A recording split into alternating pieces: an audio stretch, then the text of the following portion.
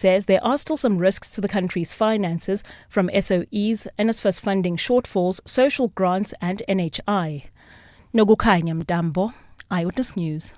An update from the courts in KZN. The incitement case against Umkhonto weSizwe Party Member of Parliament Duduzile Zuma Sambudla has been adjourned to Monday. Day 3 of the 10-day trial returned to the Durban High Court today.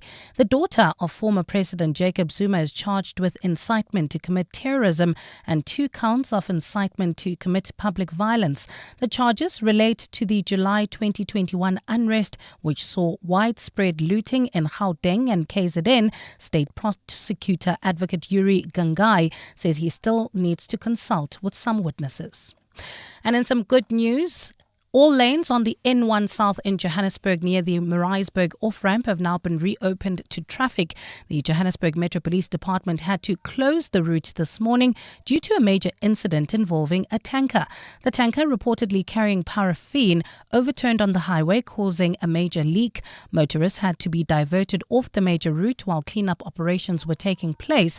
JMPD spokesperson Xolani Fihla says traffic is now free-flowing and delays are easing rapidly. Motorists who were diverted earlier are advised that they can now use the N1 South through the affected area. We thank all road users for their patience and cooperation, while emergency services and law enforcement officials worked diligently to manage the hazardous situation and clear the highway. Gold is trading at $4,124.99 an ounce. The rand is at 17.13 to the dollar, 22.48 to the pound, 19.83 to the euro, and Brent crude oil is at $65.16 a barrel. Heading into the Joburg CBD, that's coming from the Germiston area. We have bumper-to-bumper traffic, M2 westbound between Heidelberg Road and the Crown Interchange. Otherwise, the rest of 702 land not looking too bad. No serious accidents have been reported on our highways. Just look out for those faulty traffic lights in 4 ways at Witkoppen and Cedar. It's a partly cloudy afternoon in Gauteng with showers and thundershowers expected. Temperatures have peaked at highs of between 25 and 27 degrees. The top story in EWN this hour: 2 people have been killed in a mass shooting at the Nyanga taxi rank in Cape Town today. EWN, in touch, in tune and independent. For the latest, visit ewn.co.za or download the EWN app. You're with Relebogile Mabotja. Live, streaming countrywide On the Prime Media Plus app. DSTV channel 856, 92.7 and 106 FM.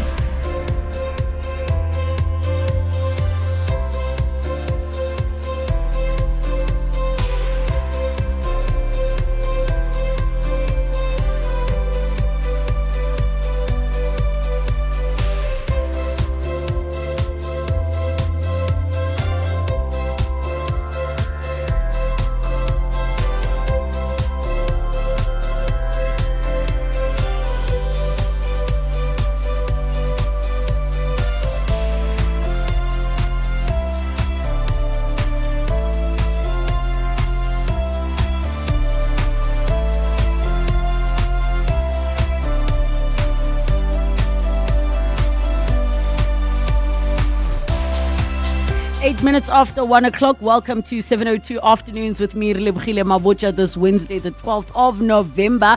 It also happens to be Budget Speech Day. Coming up on the show, we are going to be talking about those of you that are looking for work, whether it is as a business or as an individual trying to get a job or a gig. What are some of those things that you have been made to do to secure the gig that you wish you would stop being asked to do? I want to hear from you on those. It could be anything from people complaining about when you do business with government, the SBD documents take forever and they're difficult to complete.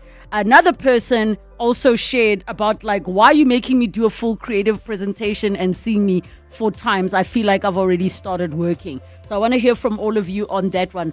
Our finance feature will be joined by Ricardo Smith, Chief Investment Officer at Absa Investment, where we'll be talking about what to expect from the medium-term budget policy statement that will be coming up in the second hour of the show. And then the second hour of the show, We'll be hearing from our Minister of Finance, Mr. Enoch Godongwana, as we cross live to the medium-term budget policy statement, and we will get your thoughts on that as well. So throughout the show, share some thoughts on what it is you look forward to hearing about or getting reported at the budget speech. And then you can also bring your questions through for Ricardo Smith, and he'll stick around for any other details that you want to unpack around that. Get in touch with us, 011 883 0702, SMS us 31702, tweet at Relebogile M, at Radio 702 using the hashtag 702 afternoons, and the WhatsApp line 072 702 1702. 702 afternoons With Relebogile Mabotja. on 702. Let's walk the talk.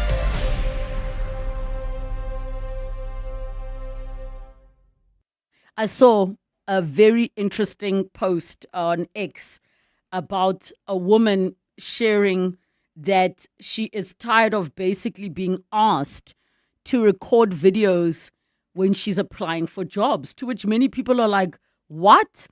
You're being asked to record videos for your job applications? And in my world, that's not an odd request, because the things that one would be doing would be on camera. So your job interview or audition would be on camera. But these are things that people are being asked to say, as their first round of the job, why it is that you believe you would be a great fit for this company, or why should we hire you, those type of conversations. And it just got me thinking around the different things that individuals and businesses get asked to do when they are trying to secure a job.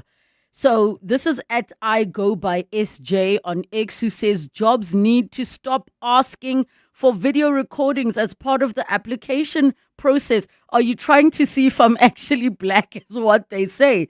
But outside of that part, I would really like to find out as well from those of you that hire people, what is the reason that you request certain things that are not quite the ordinary when it comes to job interviews, but also your business securing work. So I can obviously only speak to my industry, where there's the on-camera part, where there's the part, for voice work, where we still have to submit auditions and you record yourself. But there are other industries where people are required to go the fourth and the fifth round of a job interview, so much so that they feel like they have already started working and should be getting paid. Now, I don't know if this is an accurate example, but this is the one thing I can think of. When I was looking for a nanny and a helper and a gardener, this was my rule. You're going to come so I can see, yes, you have the conversation, but I kind of want to get an assessment and see where you're at and if there's a fit. So you will stay pretty much half the day cleaning or doing the garden or being with the child. But I pay you for that because that's your time. I pay that person for it, and I don't know if it quite fits in this particular conversation, but that's the one example that I can think of, right? There are people who reach a point where they say, guys, like, you are asking us to do things as a business or as an individual that require us to spend money. We actually feel like at this stage we need to be getting paid. So in maybe the advertising world, they might say, okay, what campaign would you put together for the, congratulations, you've made it to round 3 of the interviews, of the interview process. For this final round, we would like for you to put together a campaign for a no-name brand washing powder. Now this person has just sit and put together this thing, and they're going to go all out, only for them to maybe get to the final round, which is round 4. So now they've done that whole thing. Round 4 is them maybe meeting with the executives, and then afterwards they get told, unfortunately, you didn't get the job. But they spent so much time, it felt like a job. It felt like a job. I think the most number of rounds I've been through, and this was more on the business side of pitching than it was in the personal side, is 4 rounds. And the way it works in my industry for television production, for example, and you'll find this with all the different broadcasters, is that you would submit your creative proposal or your idea, and then there would be a round where they'd say, great, please come and pitch to us. You pitch, then maybe you get feedback, and maybe after the feedback, they also want you to work on the budget and the production schedule, and then they give you feedback because now the next pitch is going to be to the executives. And then after you get to that round, you still might not get the job. But in real life, that could have taken you 7.5 days to complete and come up with. That's the nature of our industry. But I'm hearing stories, and I want to hear from all of you.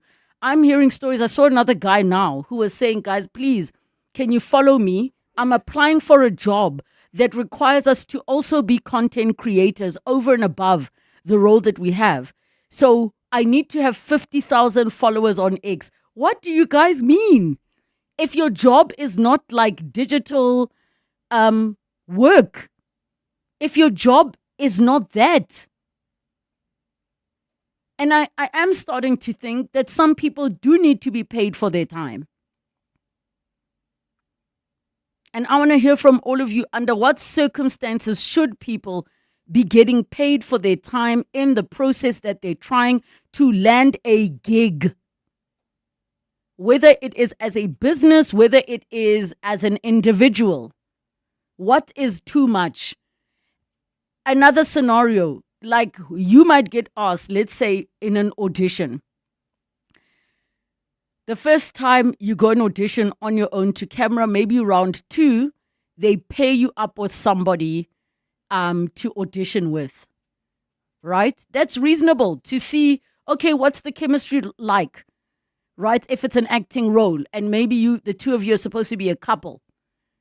But in that audition room, they're not going to say, okay, we need to see you kiss now to see Hore.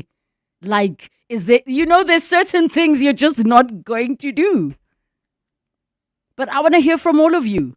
What hoops are they putting you through? Feel free to be anonymous. As a business, guys, those SBD government documents are tough. I know, I've done them. They are hectic. Once you've mastered how to do tendering documents, you'll be fine. But it's a lot of work for some people. And some of the requirements, you have to go to the printing shop. People can spend up to 20,000 Rand submitting for a business, for an opportunity, be it with government or private sector. It happens. So want to hear from you, 011 883 0702, and the WhatsApp line 072 702 1702. Clement Maniatella. Weekday mornings, 9 to 12. 9 to 12. The Ekurhuleni Metro has now suspended Julius Mkhwanazi following these damning allegations of unlawful conduct. But this is the same city that protected this man for so long. This is in 2023, and yet he was still allowed to return to work. And at the time I interviewed Zweli Dlamini, who was speaking on behalf of the city, and he defended that decision. It was so wild. And I think the city must be held accountable for having protected this man for so long. And I suspect he was protected because if he does go down, other people in the city are going to go down too, probably including politicians. And I wonder how many other state employees have left their posts, or any worker, in fact, have left their companies because they just couldn't continue being part of a rotten system. Clement Maniatella. 9 to 12 on 702. Experience Beethoven's iconic piano concerto number 3, performed by multi-award-winning pianist Albert Mamriv with the Johannesburg Philharmonic Orchestra on Thursday, the 13th of November at the Linda Auditorium. The JPO Spring Symphony season continues until the 20th of November, featuring world-class soloists and conductors in a program including Mozart, Brahms, and Rachmaninoff and more. These concerts are not to be missed. Book early to avoid disappointment. Tickets available on Quicket. You are not dreaming. You are repeating. Insurance, pineapple. Insurance, pineapple. Insurance, Pineapple. Insurance. Pineapple. Pineapple FSP 48650 is underwritten by Omart Insure Limited, a licensed non-life insurer and authorized FSP. KwaZulu-Natal has it all, believe it. The Zulu Kingdom is home to unforgettable adventures and experiences that will stay with you forever. Why not invite Abundase and whale watch along our wild coast, or turtle track in the heart of St. Lucia? Take a tour of our historic battlefields. Then rise above the beautiful Midlands meander in a hot air balloon trip made for two. Unforgettable happens here. Zwagala. Did you know that all residential complexes are legally required to register with the Community Scheme Ombud Service, or CSOS? Registration is easy and it's free. All registered schemes can access a quick and affordable alternative dispute resolution body and can also learn more about the rights and responsibilities of people living within a community scheme. We'd like to appeal to all unregistered community schemes to register with the CSOS today. Visit csos.org.za to find out more. The Money Show. Weekday evenings at 6. You will have seen so many concerns from so many people in our society about the industry that you're a big player in. Do you share those concerns? Does it worry you? We do. We are worried, especially about the advertising legislation and the advertising in general. I mean, we have been waiting for this new legislation and we have been waiting for changes. The Lotto Star CEO, Tasula Haji-Georgiou. The Money Show on 702. Let's walk the talk. The Money Show with Stephen Curtis is brought to you by ABSA CIB, named Best Cash Management Services in Africa at the 2025 EMEA Finance Treasury Services Awards. Your voice. Your life. Your afternoon radio. On 702 Afternoons. With Relebogile Mabotja. 22 minutes after 1 o'clock, and I'm asking of all of you the things you have been asked to do to secure a job, whether it's in your individual capacity, looking for employment, or in your capacity as a business, trying to get business. What are the hoops you've been put through that you're like, this here is way too far? After a woman had shared that, can these prospective employers stop asking us to record videos, saying that they feel like it's getting creepy? What are you doing with these videos? Is what they say. And look, I kind of can see why that could be requested. Because then you don't have to come into the building physically.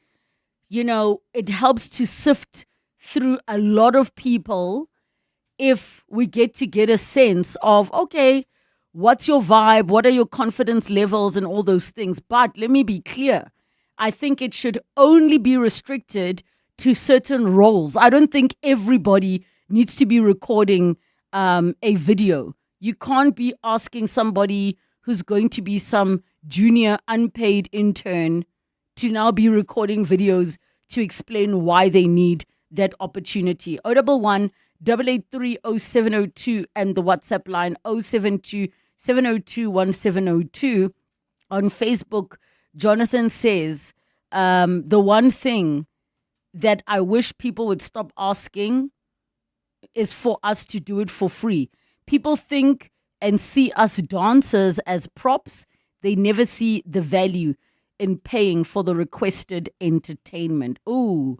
And I think that also, Jonathan, falls into the category of people who their work looks fun. You know, like your MCs, your DJs, your entertainers, where it looks fun. So they think like, but you love doing this, so why can't you just do it? Like, you love doing it. And you said you're just sitting at home anyways. So come and do it for free, is what they say. Arlene Bucas says, I once did IT work for a guy in Australia who demanded that I call him master. He was into the BDSM lifestyle and he believed that it should reflect in his business as well. It was a very awkward and uncomfortable situation. Honestly, a person's private and business life should be held separate, is what Arlene says. Arlene, Aishem, that one, master. So if you don't know what BDSM is, the hint I'm going to give you in case there are children in your car is 50 Shades of Grey. That's what BDSM is. Where they role play of slave and master, and there are there's possible pain involved. There are people who make themselves subservient, and it's a whole thing. But totally agreed. I mean, calling somebody master in 2025 just sounds extremely inappropriate.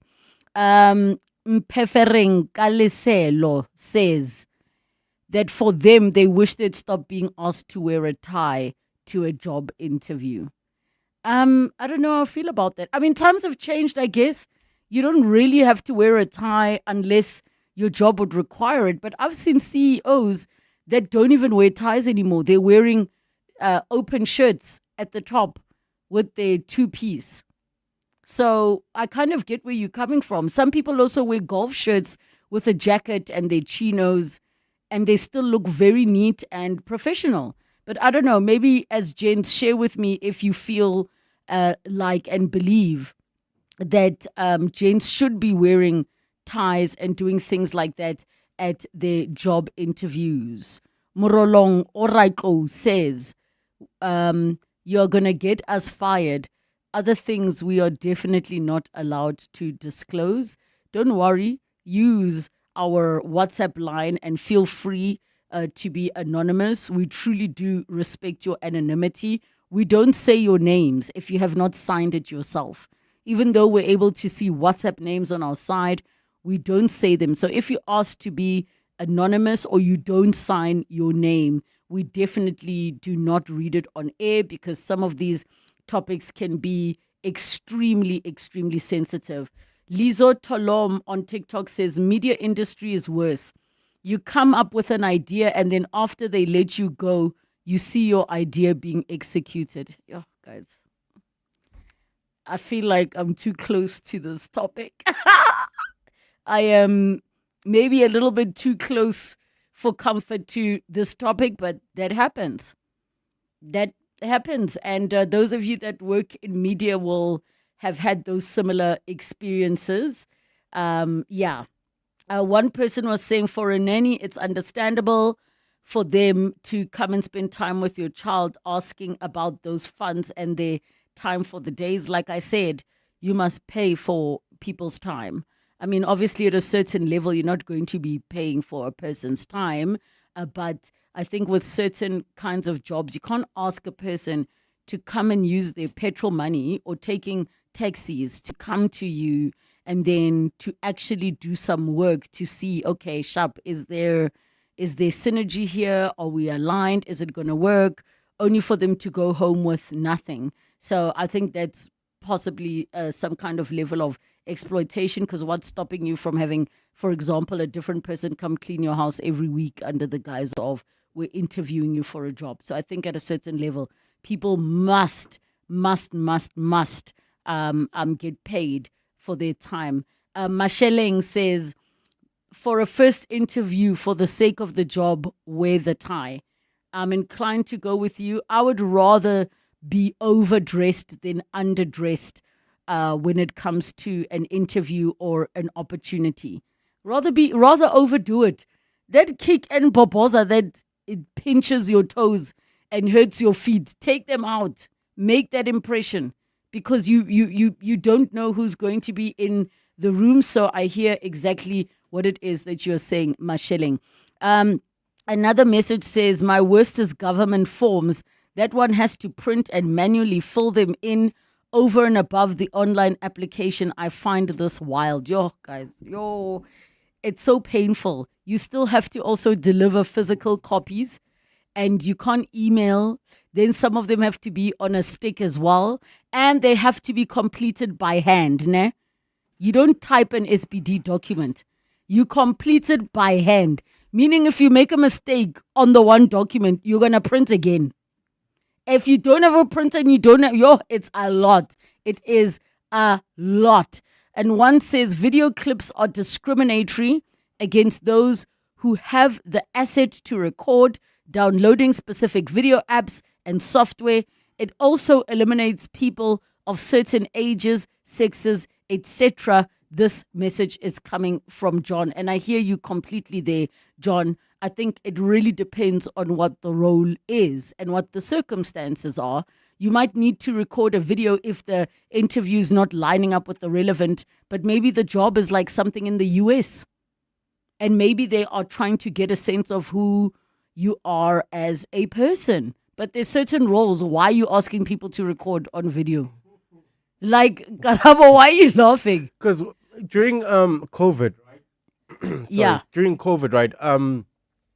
So I go for auditions a lot, like for commercials, acting roles and stuff like that. And during COVID, they expected you to actually take a video of yourself. It was And stressful, ne? It was stressful. I didn't mind, but you know that immediate reaction when you're reading the director's reaction of your performance. It's very important because it's either you get it if you see the reaction, you know you got the job or not, or you're hopeful or not. But if you read the room.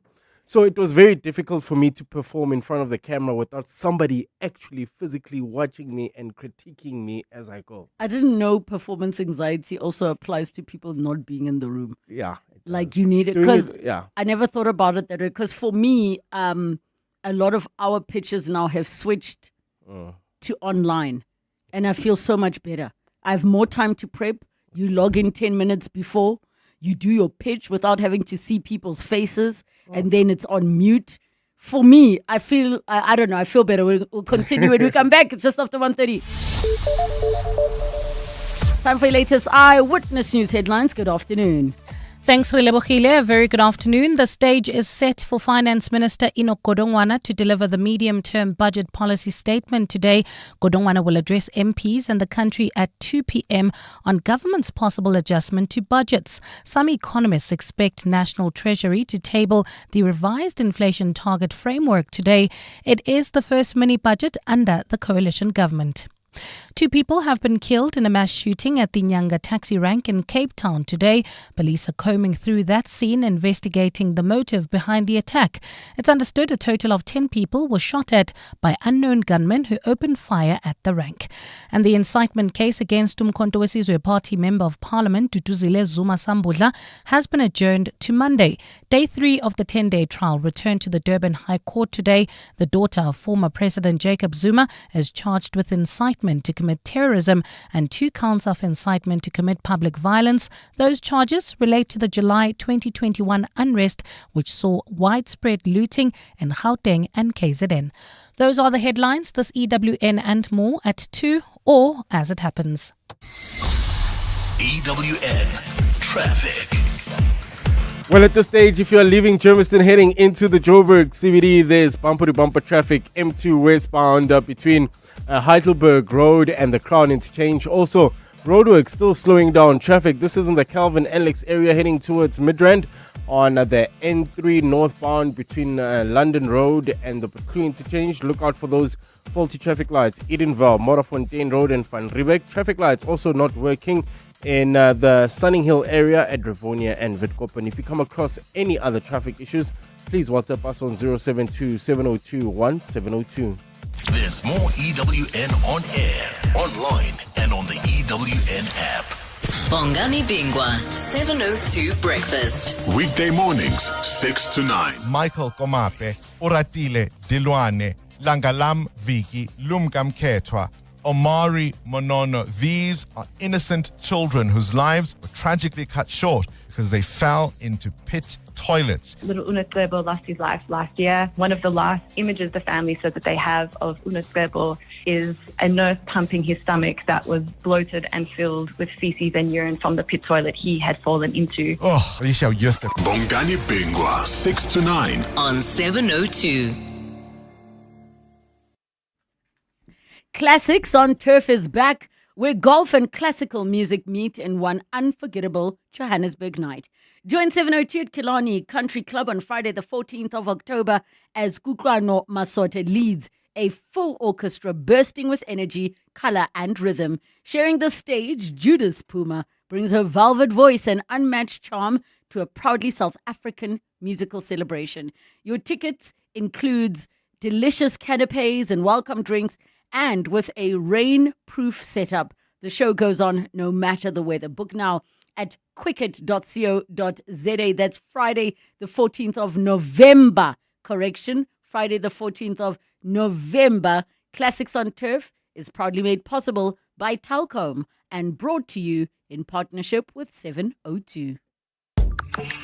Access to the internet is vital for any country to grow.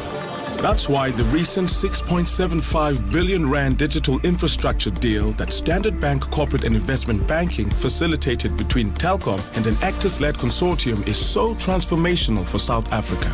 It unlocks growth and provides internet access to underserved communities who will now have access to the internet for the very first time. Search CIB Stories of Impact to watch the full story. Standard Bank is an authorized FSP and registered credit provider. T's and C's apply. Zinzi, the Gen Z. Word on the street is you sold your car. Yes, and I needed a glow up. Hashtag no hustle, no hassle. So wait. The influencer got influenced by We Buy Cars. Oh yeah, no, absolutely. And they came to me. They checked the car, they gave me an offer. Oh, and they paid me immediately. Easier than an Insta Live, without the weird DMs at 2 a.m. I didn't understand half of the things you just said, but hey, We Buy Cars. Geared for the glow-up, geared for you. Flight Centre's big red sale is back. 21 October to 14 November. Save up to 50% on tours, 35% on cruises, and massive deals on Thailand, Mauritius, and the Maldives. Even local flights from 1,900 Rand return. Now that's a win. Plus, 2 kids stay and eat free on selected breaks. The world's waiting. The deals are calling. So, get to your nearest Flight Centre store today. T's and C's apply. Flight Centre, your center for travel. Introducing South Africa's most affordable way to get hearing aids. At Specsavers Audiology, you can now get a pair of hearing aids from as little as 599 Rand per month. Hearing clearly shouldn't be a luxury. Enjoy life's moments from 599 Rand per month. Test your hearing today and join the conversation with Specsavers Audiology. T's and C's apply. Spend your afternoon with Relebogile Mabotja on 702. Let's walk the talk. 23 minutes to 2 o'clock. We are chatting about the things you or your business have been asked to do just to get a gig or a job that you wish that they would stop asking for.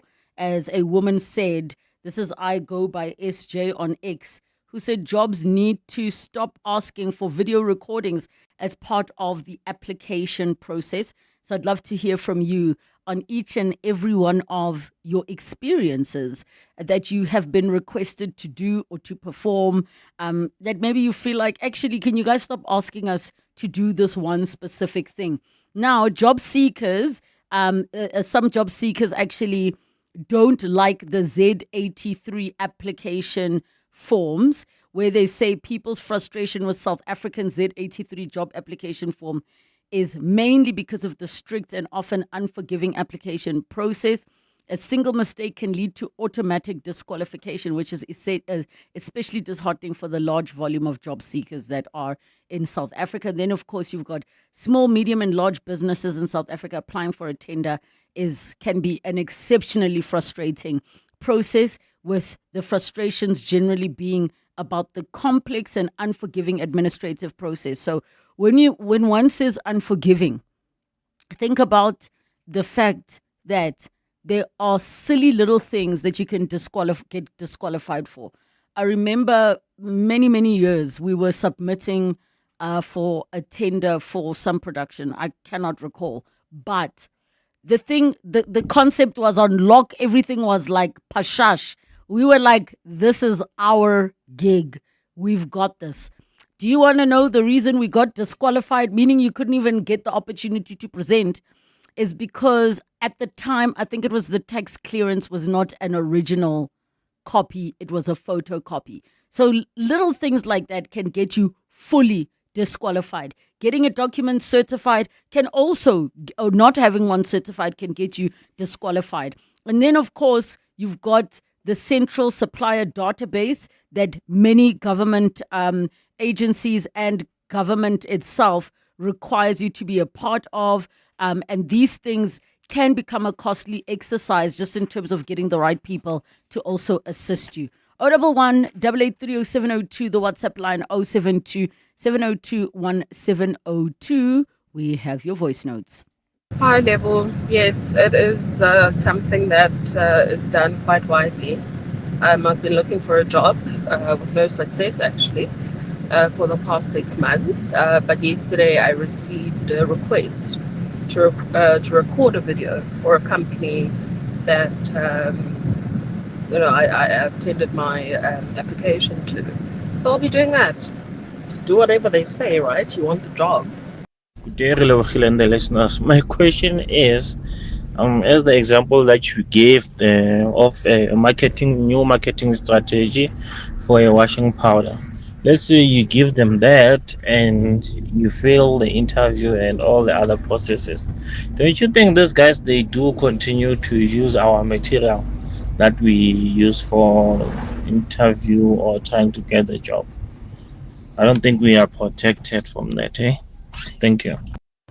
Hi, Relebogile and team, Alex here in Edenvale. So, talking about being overdressed for an interview, I remember some 15 or so years ago, I went to a waitering job interview in Four Ways, and I went with like 5 or 6 guys. We're all mates, and out of the whole lot, I dressed up in a suit, my best suit, and a tie, and all that. And the guys couldn't stop laughing at me in the taxi on our way there.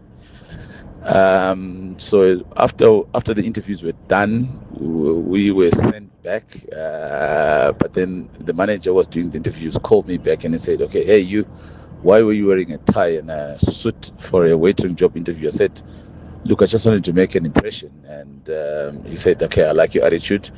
You are hired. Don't tell these guys. Just come back later on this evening, start training for the shift." And that was it, and that's how I got hired. I stayed there for a good 6 years making proper money. Yeah. Good for you. I absolutely love that. But you know what thought actually crossed my mind when he said, he was pulled aside and asked about the suit? I mean, I just thought about it now, that you also want to position yourself at the role you want to be. I don't imagine that a domestic worker or a certain roles that they want to stay there for the rest of their lives. When somebody is applying to be a waiter, doesn't mean that that's the job they want to be doing for the rest of their lives. So even if you're applying for something that's right at the bottom, you can show up at the level you want to be one day. Maybe you want to be the head waitron. Maybe you want to become a deputy, manager. Maybe you want to become the manager. But rather overdress, make an impression. Make sure that you are remembered with your job interviews that come through. Thank you so much for that message. Anonymous says, I thought bribes were only in the public sector, but it's also there in the private. I had a manager passing me IT jobs for a fee after the job. I refused and never wanted to offer my services to them. So let me tell you guys something. The private sector is riddled with corruption. Absolutely riddled with corruption. Now, if you're asking yourself, then why do we only hear about the government corruption? Why do we make such a noise about it? The reason we make more noise about the corruption in the public sector is because it is our money. That's why. But it does not mean that corruption is not happening in the private sector. I mean, some might come with an argument to say, actually, the corruption in the private sector is worse. It is worse. The only difference is the vested interest we have in government, because those are our monies, number one. Number two, if you're not delivering on the things that we need as a country, like, can you imagine if government was still corrupt, but they were doing everything they were supposed to be doing? Can you imagine? All the hospitals were functioning. Everything was going well. Do you think we'd speak as much as we do about corruption in our country? If the hospitals are fine, if kids are not dying in pit toilets, if gender-based violence was declared a national disaster. Yeah? We're worried about the 2 billion happening in government in relation to Tembisa Hospital. How many billions do you think of corrupt money has has been passed around in the private sector. Just saying. Chad in Joburg South says, I wish businesses would let people volunteer and job shadow instead of always saying no because of health and safety and red tape. And then another one says, Lebo, what's really unfair and unethical is asking people to do the actual job as part of the application process without being paid. Then the work is used by the prospective employer. This is done a lot in the creative space. Listen, I am with you 100%, and it is tricky. So if some of you are like, yeah, but in the media space, you guys also don't organize yourselves. Broadcasters and many other platforms require you to tick, that terms and conditions box before you submit your idea. You sign to say, I acknowledge that this idea may have existed prior to me submitting mine. I acknowledge that because it does happen. There's only so many, competition reality shows and. So I understand both sides, but I completely hear you on that one. Thank you so much for all of your messages and feel free to continue engaging on Facebook, on X, and all our other social media platforms. Smart Steve from Momentum, hello. How's it, But? It's Jason here, your favorite gymfluencer. Jason, still lifting more than your selfie stick? Always, But. Gotta stay shredded, eh? But I'm worried about one thing. What if a major illness hits? Who's got my back? Relax, Jason. Momentum's critical illness cover is your spotter. It offers the most comprehensive cover in the market. Buddy, I'm signing up faster than I could do 10 reps. But I'm worried about something else, eh? Let me guess. How many protein shakes it takes before you turn into the incredible bulk? No, man. Will anyone notice if I skip a leg day? Chat to your financial advisor about Momentum's critical illness cover. Momentum, protecting your journey to success. Momentum is an authorized financial services and registered credit provider. T's and C's apply.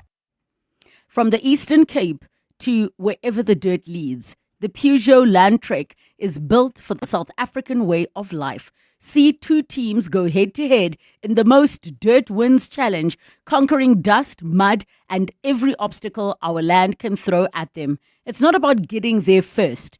It's about how far you can go. Watch the story unfold on Prime Media Plus every Monday for new episodes and visit Peugeot.co.za. Peugeot Land Trek, where the most dirt wins. Step into a world of unforgettable experiences in Dubai. From luxury beaches to underwater adventures. From authentic traditions to futuristic museums. Make it a Dubai adventure to remember with Emirates.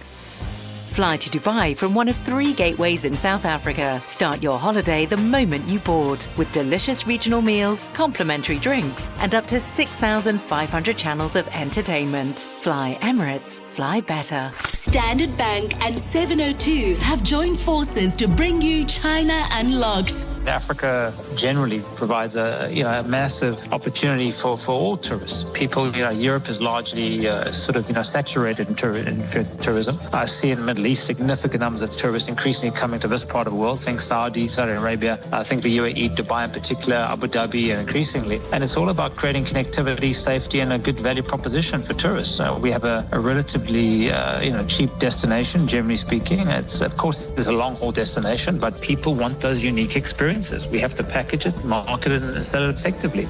Don't miss China Unlocked on 702 Drive with John Perlman. Tuesdays on 702. Brought to you by Standard Bank Business and Commercial, an authorized FSP and registered credit provider. 702 Finance Feature. 11 minutes to 2 o'clock. Time for our finance feature. And in our finance feature for today, we are looking forward to what we can anticipate, what we can expect from the medium-term budget policy statement. And if you're wondering, when is it happening? 2 p.m. will be crossing live for us to hear that speech. 011-883-0702 and the WhatsApp line 072-702-1702. We're joined by Ricardo Smith, Chief Investment Officer at Absa Investment. Ricardo, welcome to the show. Thank you so much for joining us. Good afternoon. Thanks for having me. Ricardo, let's start with just the basic overall understanding of this particular policy statement and some of the things we are expecting to hear about. For sure.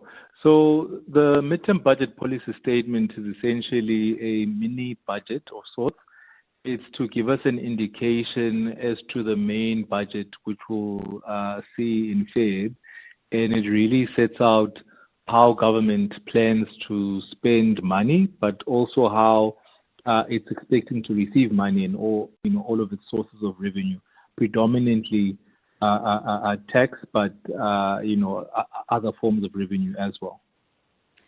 In terms of where we are at as a country in terms of finances, maybe share with us where we are, lay the land, especially for individuals who are not quite au fait with where we are as a country at the moment. For sure. So our consolidated budget, which includes the cost of servicing debt, we are in deficit and actually have been in deficit for quite some time, close to 15 odd years. That has meant that our debt to GDP has been climbing quite aggressively over the years, and we've seen those credit ratings downgrade coming in. So currently sitting at 77 odd percent, debt to GDP. This year, what we are hoping to see is firstly expecting a 35 billion rand revenue overshoot. And this is on tax revenue and export earnings. We've seen strong gold and platinum prices this year, and so expecting to participate positively, on the back of that. Also expecting the gold and foreign currency reserve to benefit from that, and we've seen that in the past often being used to plug into any holes in the budget. But you don't want to see a constant tapping into that account. Spending side, there has been slightly lower spending, and costs of servicing debt have also come down a bit. Lower interest rates, we've seen compressing bond yields, and we've seen a stronger rand. And so we are anticipating a better budget outcome than what was being projected, and we'd still like to see government's commitment on containing a debt to GDP, although the debt to GDP number itself may deteriorate slightly because of lower inflation. Targeting means lower growth, but in absolute terms, we really need to get this debt contained. Okay, so if we are to look at focus areas and maybe name one or two of them, where would you say we should be looking out and paying attention to? For sure. So one strong one from our perspective is economic development. Still want to see allocation to this, to grow in a double-digit territory, particularly because economic development drives economic growth, which further drives revenue collection further out. We have infrastructure challenges, so we want to see what is going to happen on the infrastructure side.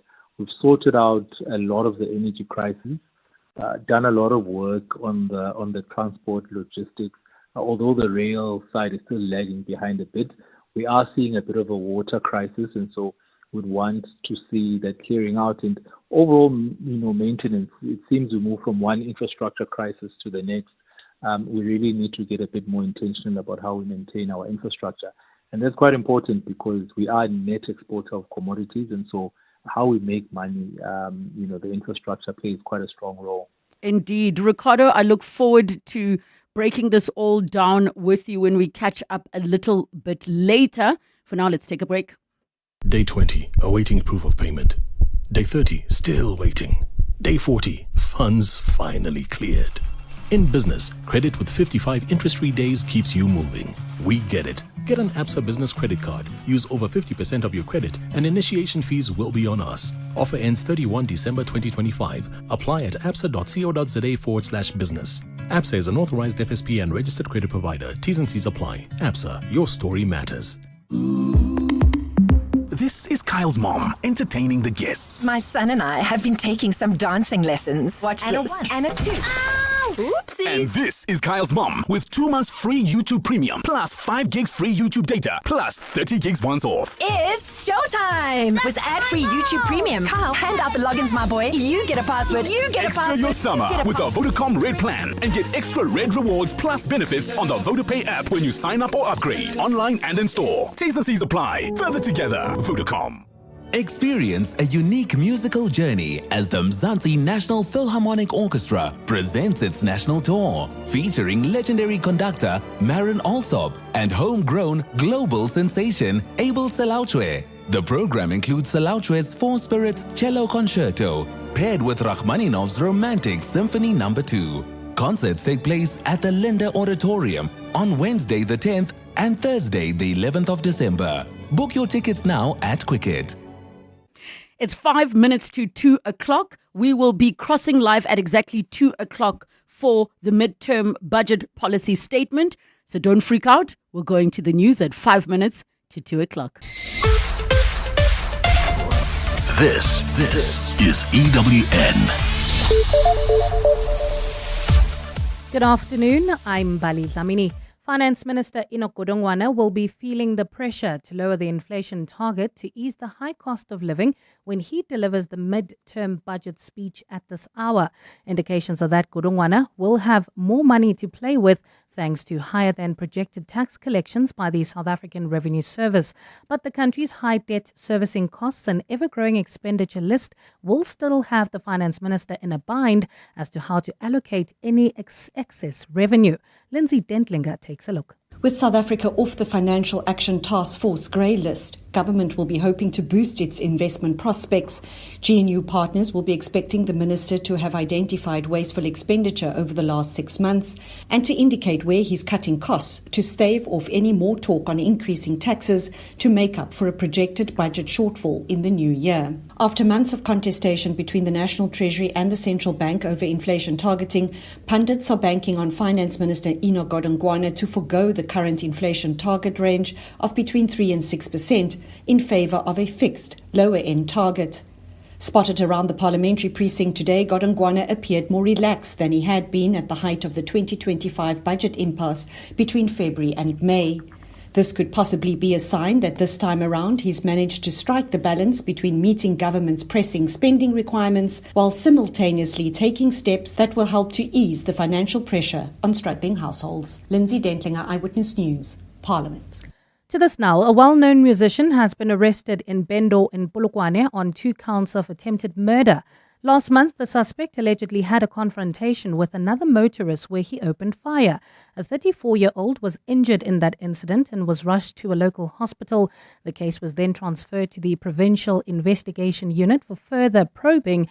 This is where a warrant of arrest was obtained, subsequently leading to the suspect's arrest this morning. Police spokesperson in Limpopo, Masilela Ledwaba.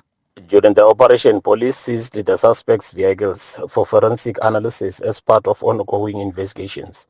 The Provincial Commissioner of Police in Limpopo, Lieutenant General Tembi Hade, has commended the investigation and operational teams for their meticulous work and swift action. She reiterated that no one is above the law, regardless of their social standing.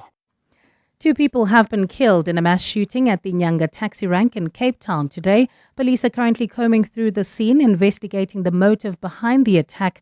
It's understood a total of 10 people were shot at by unknown gunmen who opened fire at the rank this morning. 7 women and 1 man have been rushed to nearby medical facilities for treatment. Here's the police's Frederick van Wyk. Crime scene experts are currently at a crime scene in the Nyanga taxi rank, combing the area for clues following a shooting incident earlier this morning. According to reports, several unidentified suspects randomly shot at a taxi, injuring several people. Nyanga police members were dispatched to the shooting incident immediately. The South African Human Rights Commission says the Basic Education Department is still failing too many children with collapsing infrastructure and unequal access to quality teaching. The Commission has urged the department to address systemic challenges which are negatively affecting learners in public schools.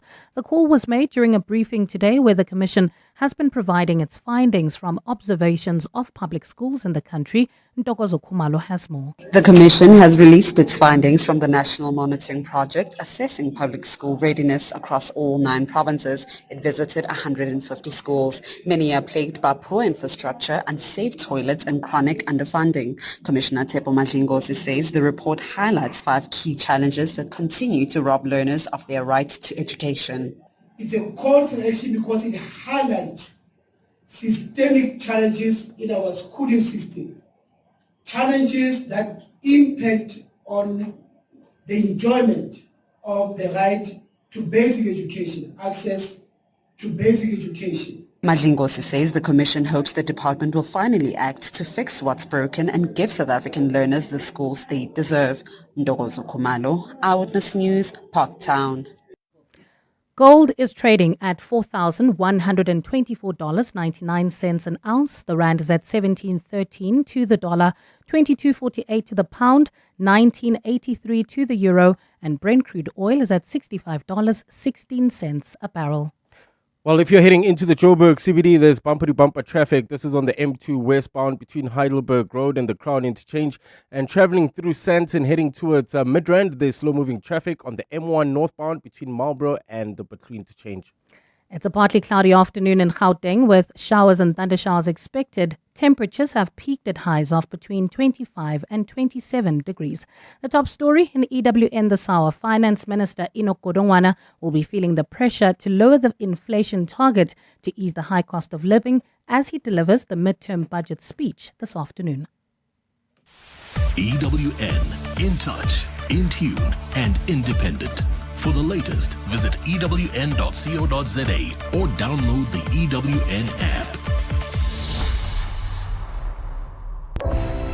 You're with Relebogile Mabotja Live, streaming countrywide on the Prime Media Plus app. DSTV channel 856, 92.7 and 106 FM. It's 1 minute after 2 o'clock and we see proceedings have begun. We have been anticipating the start of the medium-term budget policy statement for 2025 delivered by the Minister of Finance, Mr. Enoch Godongwana. Do not worry, we will unpack further, and I'm sure Afternoon Drive will be doing the same as well. But proceedings have begun, so we are crossing live to the SABC News feed. Thank you, and courtesy of that platform. Medium-term budget policy statement. Production, adjustment.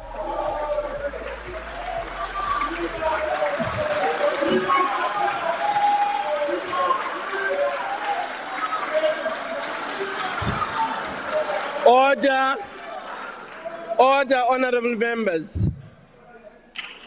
Honorable members, we are here to receive from the Minister of Finance the tabling of the medium-term budget policy statement and the introduction of the Adjustment Appropriation Bill and the introduction of the Taxation Laws Amendment Bill. Once again, may I ask members to take their seats, and just to indicate that we are attending to the issue of the air conditioning. I can see that it's not the private sun that members may be having, some of you.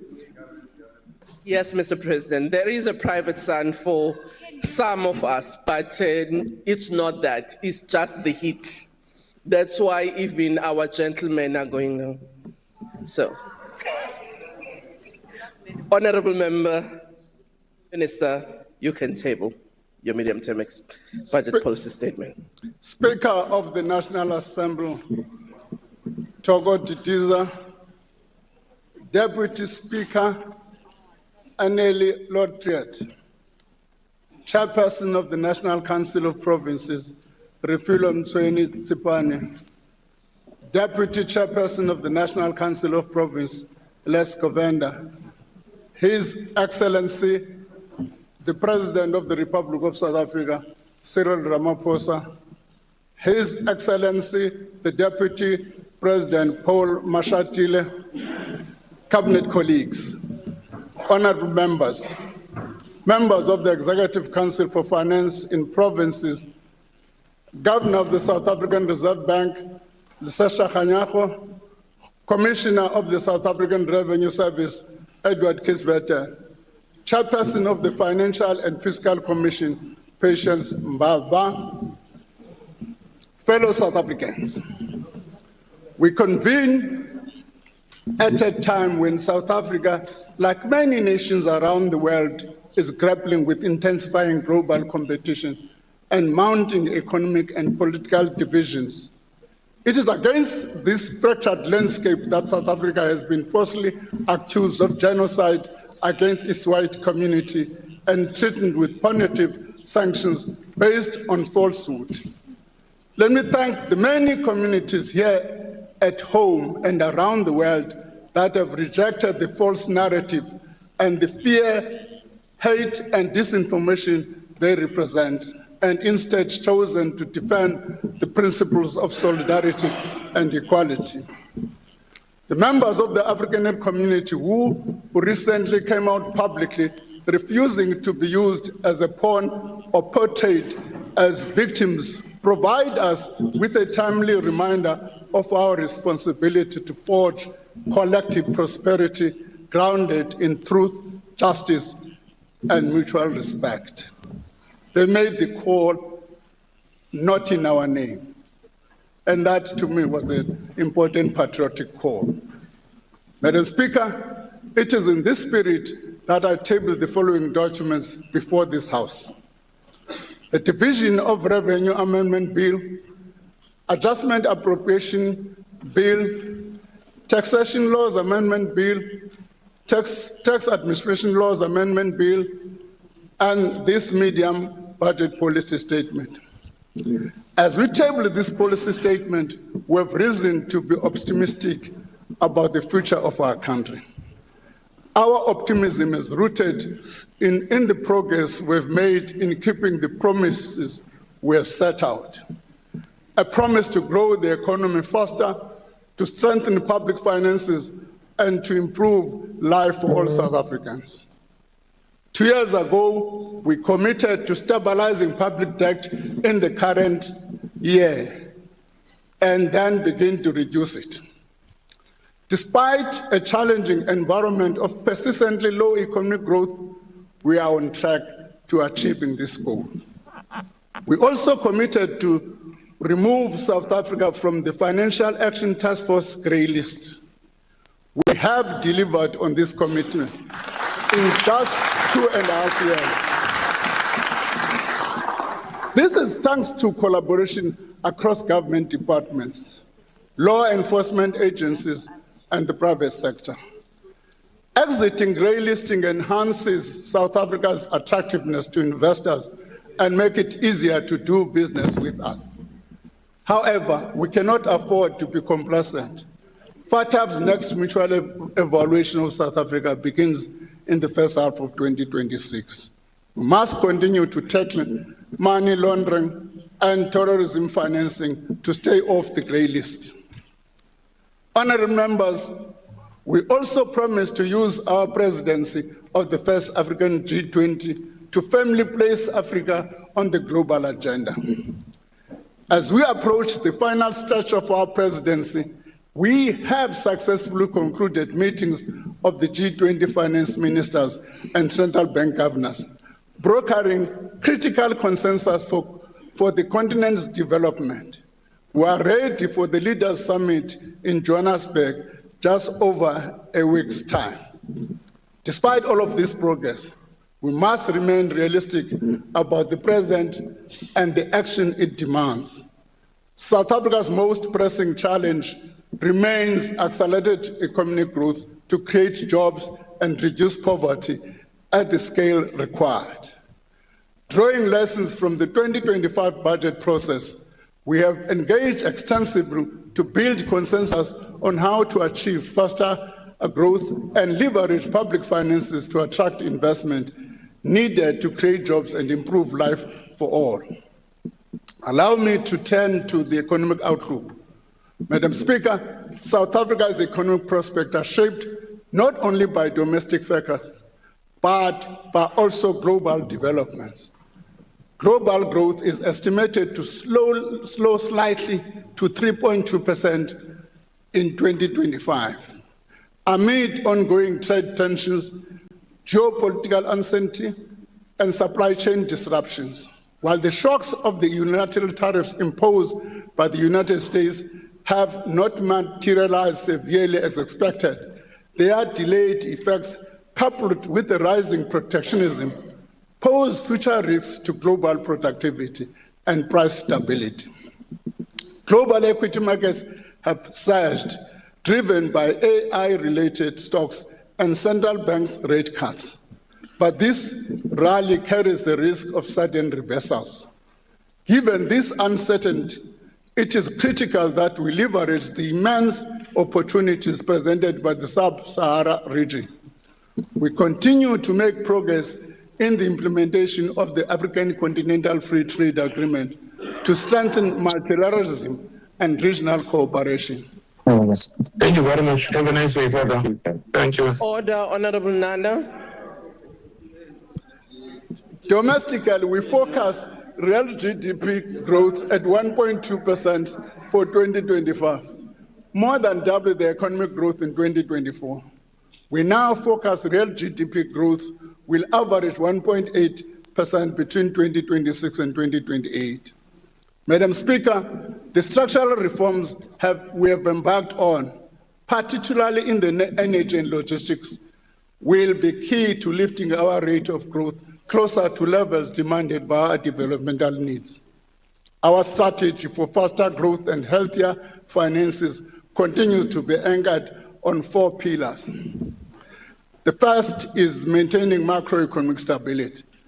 The second is implementing structural reforms. The third is building state capability. And the fourth, supporting growth-enhancing infrastructure.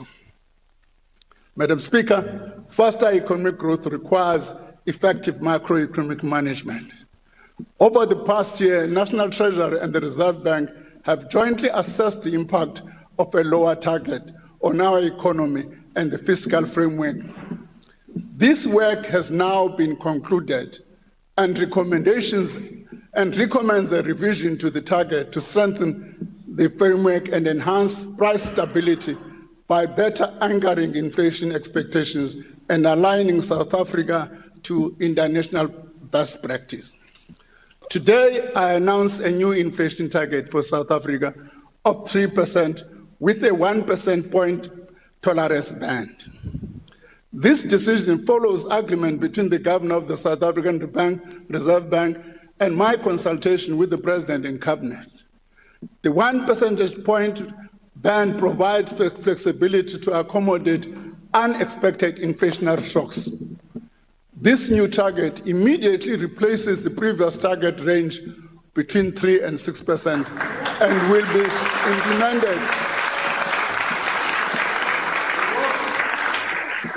be implemented over the next 2 years. Over time, the lower target will decrease inflation expectations and creating room for lower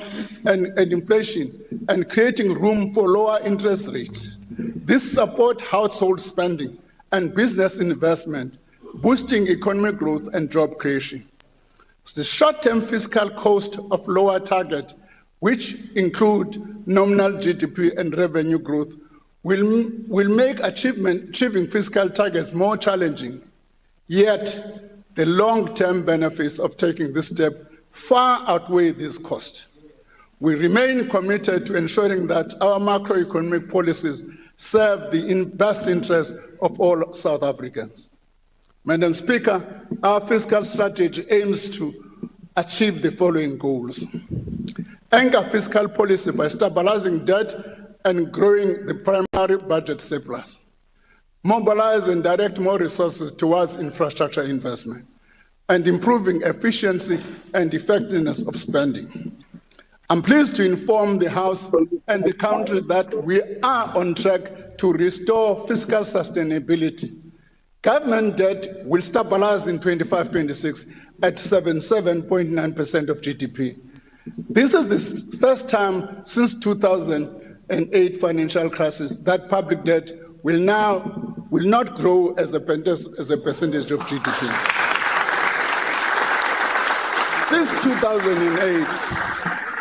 Since 2008, spending has consistently exceeded revenue, driving up debt and debt service costs. These costs crowded out spending on critical services and exerted pressure on lending rates across the economy. But we are now turning this around. This year, revenues will exceed the budget estimates by 19.3 billion. Meanwhile, debt service costs will be lower by 4.8 billion. Over the MTF, debt service costs will grow by 3.87% annually. This is a significant reduction from the 7.4% growth anticipated at the time of the 2025 budget. We will also achieve a primary budget surplus of 68.5 billion, or 0.9% of the GDP this year. This will grow to 224 billion by 2028. Let me just explain this thing a bit. A primary surplus is quite critical because in the absence of that primary surplus, you are not going to impact on the debt trajectory. The primary surplus help to change that debt structure in a downward spiral. What are the effects of that? Your debt service costs come down. Once your debt service costs come down, sir, revenue becomes available to fund our developmental goals. The overall budget deficits will now narrow from 4.5% of GDP in 2025-26 to 2.7% in 28-29. Madam Speaker, to further ensure long-term sustainability of public finances, the government is considering options for a form of fiscal anchor. We're exploring what we call a principle-led approach that provides for a clear parliamentary oversight, stronger reporting on fiscal risk, and transparency on distributional impacts. Earlier this year, we published a discussion paper on this topic, and consultation with stakeholders and experts are ongoing. The better than estimated tax revenue of 19.7 billion is due to stronger household expenditure, which has boosted value-added tax collection and improvements in corporate tax receipts and dividend taxes. Lower than expected VAT refunds also contributed to improved revenue outlook. As indicated in 2025 budget, an additional 4 billion was allocated to the South African Revenue Service. This allocation was intended in part to strengthen debt collection and thereby increase revenue collection by between 20 and 50 billion per year. We'll continue to monitor SARS revenue performance for the remainder of the year. This assessment will inform whether the 20 billion additional tax increases for 2026 budget, as earlier proposed, can be withdrawn. A final decision, let me just say, if it withdrawn, and the 20 billion is not achieved, there are two options open to us. Is to then raise taxes or cut expenditure. There's no two ways. That's how this thing works. We must find revenue or cut expenditure. Honorable members, South Africa faces problems of illicit trade that threatens our economy, endangers consumers, and robs the fiscus of billions in revenue. The growing market for illicit cigarettes and alcohol poses serious risk to public health and undermine legitimate business. Each year, billions of rands in taxes go uncollected, funds that could have closed our revenue gap and avoided tax increases entirely. According to SARS, Since 2020, government has lost around 40 billion in excise revenues to the cigarette black market. This same is true for illicit alcohol and fuel. Government is clamping down on this illegal trade. And in the last 6 months, SARS suspended 3 licenses for non-compliant tobacco production. The Financial Intelligence Center has provided intelligence report to SARS to assist in investigation of criminal syndicates. Together, they have identified illicit markets in tobacco, precious metals, fuel, and procurement fraud. Custom officials must fulfill their duty to prevent criminals from dodging taxes and flooding our markets with dangerous products. Of course, for them to achieve that, just if I may explain, they will have to need the full might of the law enforcement agencies behind them. That coordinated work is quite important. I'm pleased to inform this House that Cabinet has already taken a decision that coordinated work must take place. Madam Speaker, the adjustment in revenue means that we can make changes to our spending estimates. For the current year, additional expenditure of 15.8 billion rand is proposed amongst the in-year adjustment, and is also 2 billion rand for the building of Parliament and 1 billion rand for the Independent Electoral Commission for the 2026 municipal election. Let me explain a bit. Earlier on, if you were listening, I said this year we've got an over collection of about 19.3 billion rand. That's what I said earlier on. We realize that we may not have sufficient resources next year. What we have done is to say, what are the recurrent expenditures for next year, which we can fund this year? What this 15.8 billion does, it takes those recurrent expenditures for the following year while bringing them forward and funding them in this specific year. In addition, the spending announced in May budget for the national dialogue as well as its carry-through costs are catered for here. These allocations are on top of the additional funding provisions for education and health announced in the May budget. Madam Speaker, President Ramaphosa has consistently spoken of infrastructure as the flywheel of our economy. In line with this vision and advancing our pillar of growth enhancing infrastructure, we are shifting the composition of spending from consumption to investment. Capital payments are the fastest growing expenditure item at 7.5% over the medium term. We are leveraging public resources to mobilize private finance and expertise at scale to strengthen service delivery, improve spending effectiveness, and drive high economic growth. The amendments to the PPP regulations took effect from the 1st of June 2025, and these unlock potential across spheres of government and streamline approvals for smaller projects. 3 weeks ago, new guidelines on unsolicited bids and fiscal commitments and contingent liabilities were issued, and these took effect immediately. The unsolicited bid guidelines provides a clear structured pathway for the private sector to submit project ideas to government. The other guideline provides a framework for reporting and managing of fiscal commitments and contingent liabilities arising out of the PPP projects. Municipality PPP regulations will be amended by 2026. Leverage, and I'm still going to give a report, President, because you said I must do it this year. It has been difficult to finish this year because of a number of regulatory framework that accompanies that.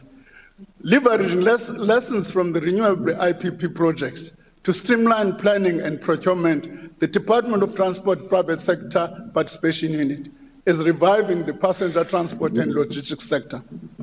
Following strong interest from the freight logistic request for information, The unit will issue the first rail corridor request for proposal by December 2025, with others following in early 2026. The unit has also issued requests for information for investment opportunities in modernizing and growing the passenger rail system. Water Partnership Office is making progress in preparing non-revenue water and reuse projects across municipalities. I mean, this term non-revenue water is still, I can't understand it. I always, people, why do you say this is non-revenue water? It's water that is transported from, an example, from a water board to a municipalities, it gets lost on the process.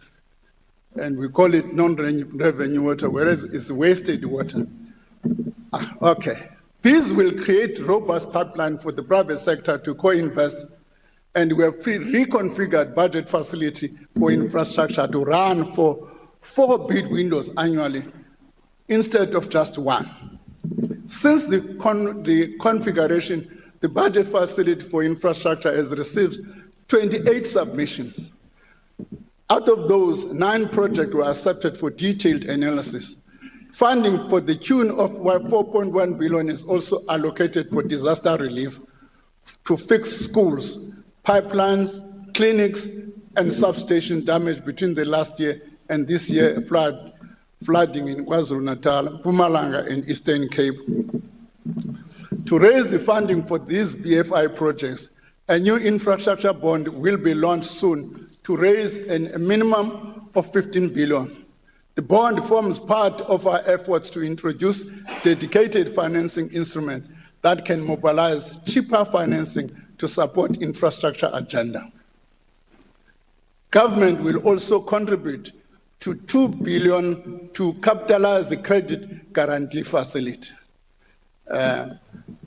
If you don't understand clearly, please meet Dr. Ramokgopa. That's his pet project on the transmission line. Initially, the vehicle will support electricity transmission expansion, directly contribute to our efforts at energy security while also driving decarbonization. Let me just pause again. What Dr. Ramokgopa says is that in provinces such as Northern Cape, where you have renewable projects, I'm going to use his term, we can't evacuate the electrons. So what does that mean is that we can't take the electricity out of the Northern Cape because there are no transmission lines. And this is what the project is intended to do. This heralds a new era in Triple Ps, where private investment in high voltage transmission lines is enabled. This is really progress in our movement away from merely fixing the power utility to securing power to the grid from a range of sources. This is a key and innovative part of infrastructure reforms developed with international partners to de-risk private investment without state guarantees. We're also committed to simplifying the institutional arrangements across the infrastructure ecosystem. The new Infrastructure Finance and Implementation Support Agency will be in place by March. The agency will provide project preparation support to supply the BFI pipeline. It will centralize infrastructure financing functions to systematically crowd in private capital and promote the use of alternative delivery mechanisms. Honourable members, this is how we will ensure that our goal of public sector investment in infrastructure exceeds the 1 trillion mark over the next 3 years. Madam Speaker, we estimate that tax collection will remain buoyant over the medium term. Despite the higher than expected revenue performance in 2025-26, gross revenue are projected to fall short of 2025 budget estimates by around 15.7 billion over the next 2 years. Improving tax revenue will require more sustainable economic growth and further gains in tax compliance and administration. Over the medium term, consolidated spending will increase from 2.6 trillion this year to 2.9 trillion in 28-29. Our commitment to support low-income and vulnerable households through education, health, and social protection remains. The lion's share of the consolidated non-interest spending, approximately 61% over the next 3 years, continues to fund the basket of government-provided services and benefits that reduce the cost of living of our citizens. Madam Speaker, this spending is our commitment to the redistribution of income and opportunities in favor of the most vulnerable households in our society. To build on the work of spending reviews, we have got something called targeted responsible savings underway. Honourable members, eliminating waste and inefficiency in government is non-negotiable if we are to maintain public trust that tax money is spent responsibly. The targeted and responsible savings initiative systematically identifies duplication, eliminates waste, reorganize programs to deliver value for money. We are implementing medium-term savings of 6.7 billion by closing or scaling down low priority and underperforming programs immediately. More than half of this involves identifying people who are double dipping and defrauding in the social grant system. We're also scaling down the public transport network grant. The grant has failed to meet the objectives, and some cities have failed entirely to get the projects off the ground. An integrated public transport system is essential to support the working class communities. We will be reconsidering how to lower the cost of mobility and rework the institutional framework. Commuter rail is the backbone of our public transport system. PRASA is making some progress in revitalizing our rail system. 11.8 million passenger trips in 2022-23 to 116 million last year.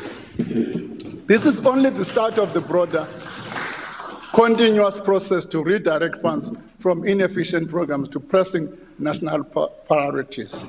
An update will be provided in the February budget. Madam Speaker, let me now turn to the subnational sphere.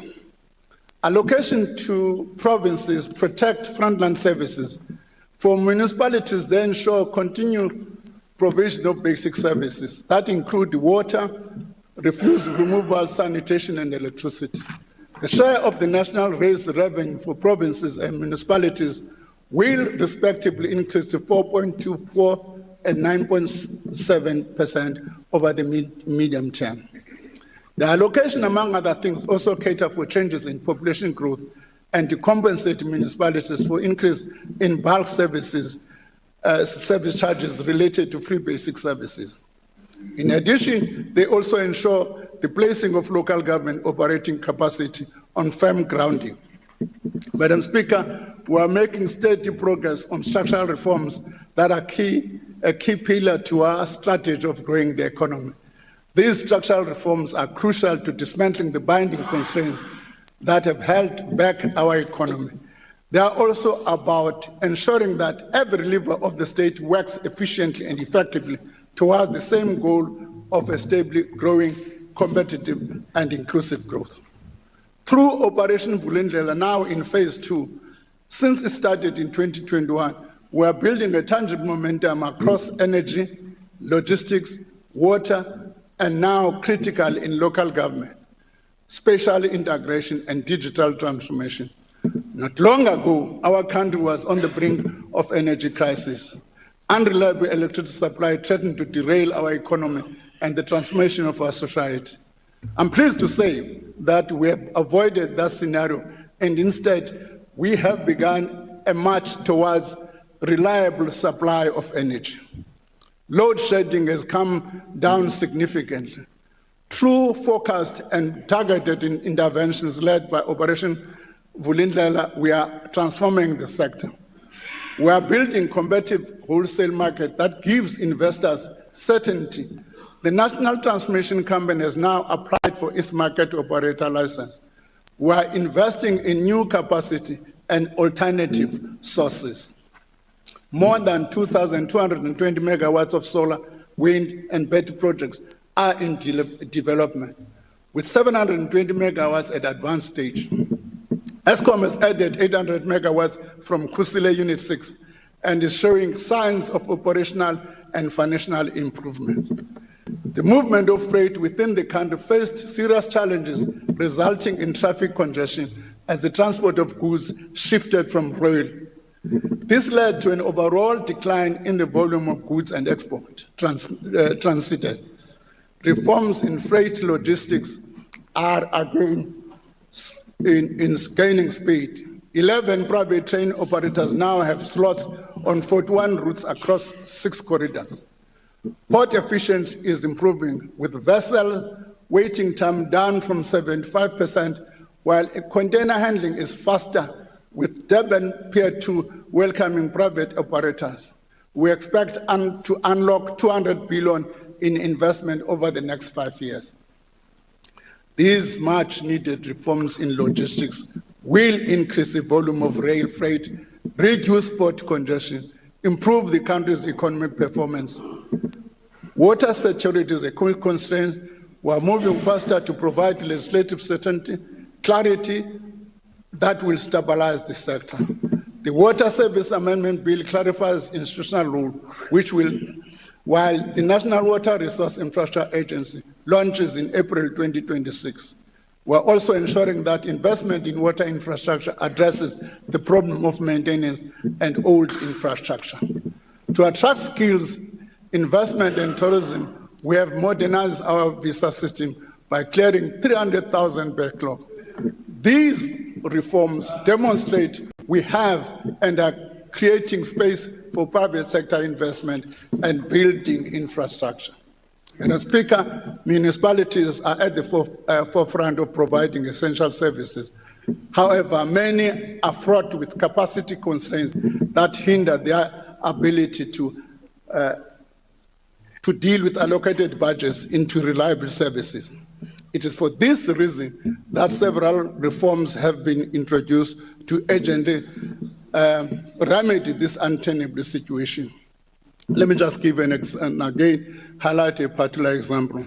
Minister Hlabisa will tell you, as we are allocating the emergency relief for disasters this year, we were also allocating to municipalities that were allocated last year who have not been able to spend last year's allocation. That's the kind of constraint we need to attend to. We are piloting utility reform program to stabilize and professionalize water and electricity businesses in a few municipalities in Mpumalanga.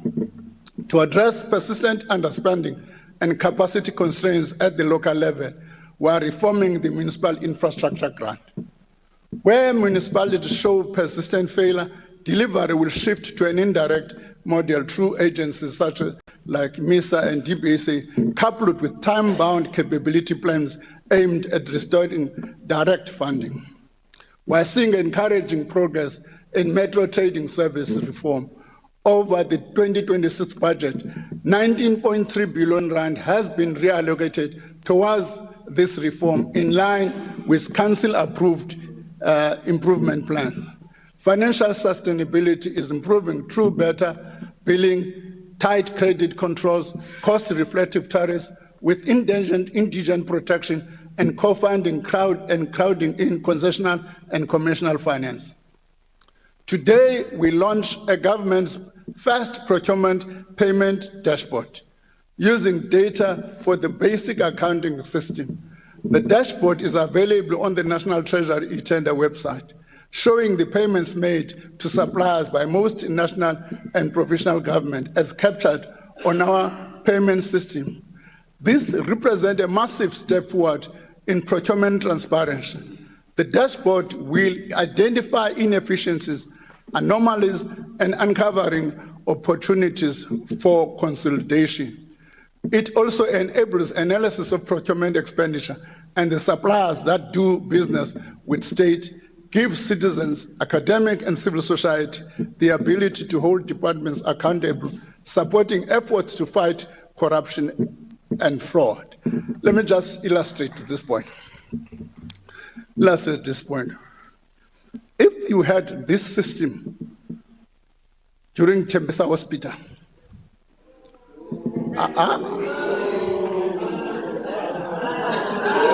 Order, honorable members. Let's allow the minister to make his example. Order. What the system does. Order. If you read this SIU report, what they were doing, they would avoid the tendering system by saying, putting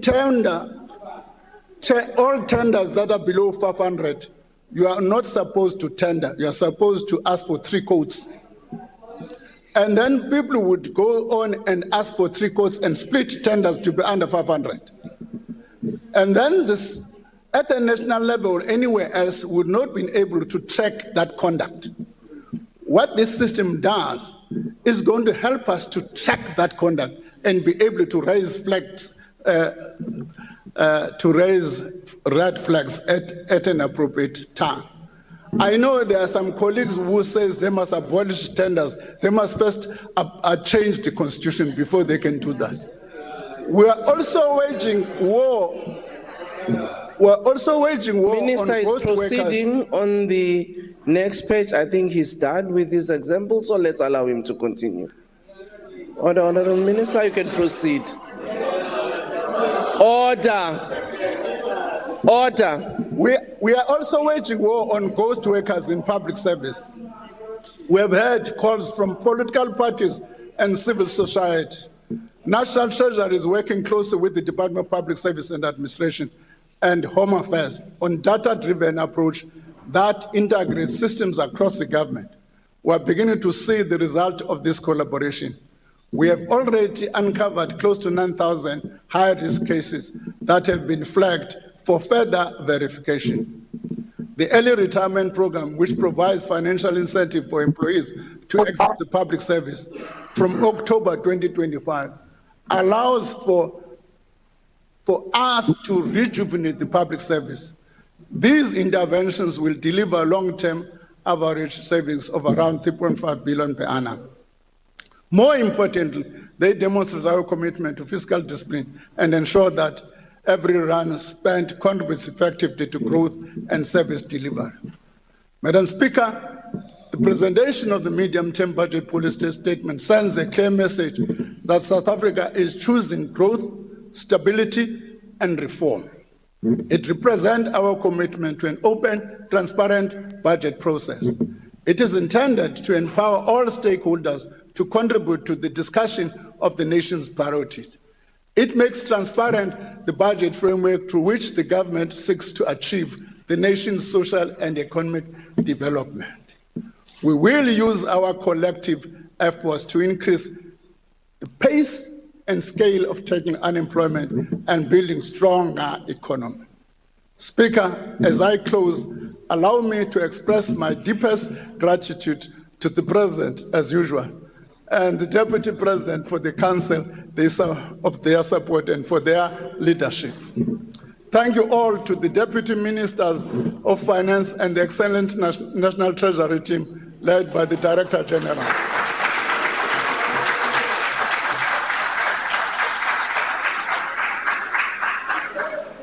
They have walked this path with me, sharing freely the insight, expertise, and passion for our country. Thank you to the Commissioner of the South African Revenue Services and the Governor for the South African Reserve Bank.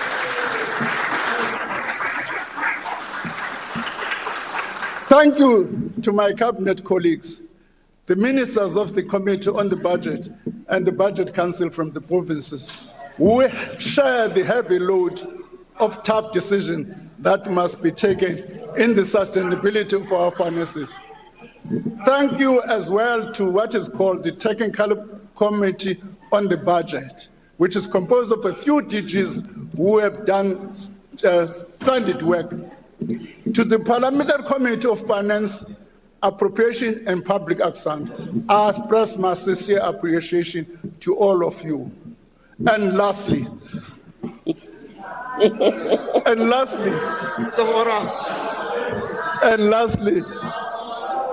Kumam Chawe and the family in general for understanding.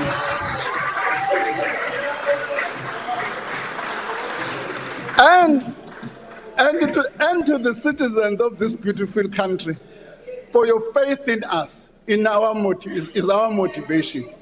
Thank you very much. Thank you very much. There you have it, the medium-term budget policy statement for 2025 delivered by the Minister of Finance, Mr. Enoch Godongwana. We are going to take a break, and when we come back, we're going to unpack some of the things that have been announced. Do you have any questions, any concerns, anything you have noted? 011-883-0702 and the WhatsApp line 072-702-1702. Part of the 702 family. My name is Iwet Machinya Tsimbi. I'm from Deep Blue Phase 3. I've listened to 702 since 1980, when it was still Channel 702, when it was still a music radio station. Till today, I still listen to this station. I get the information from this station. I get empowered. I get to be informative. Thank you, 702, and keep on rocking. Welcome to our 702 family. Let's walk the talk. Access to the internet is vital for any country to grow. That's why the recent 6.75 billion rand digital infrastructure deal that Standard Bank Corporate and Investment Banking facilitated between Telkom and an Actors-led consortium is so transformational for South Africa. It unlocks growth and provides internet access to underserved communities who will now have access to the internet for the very first time.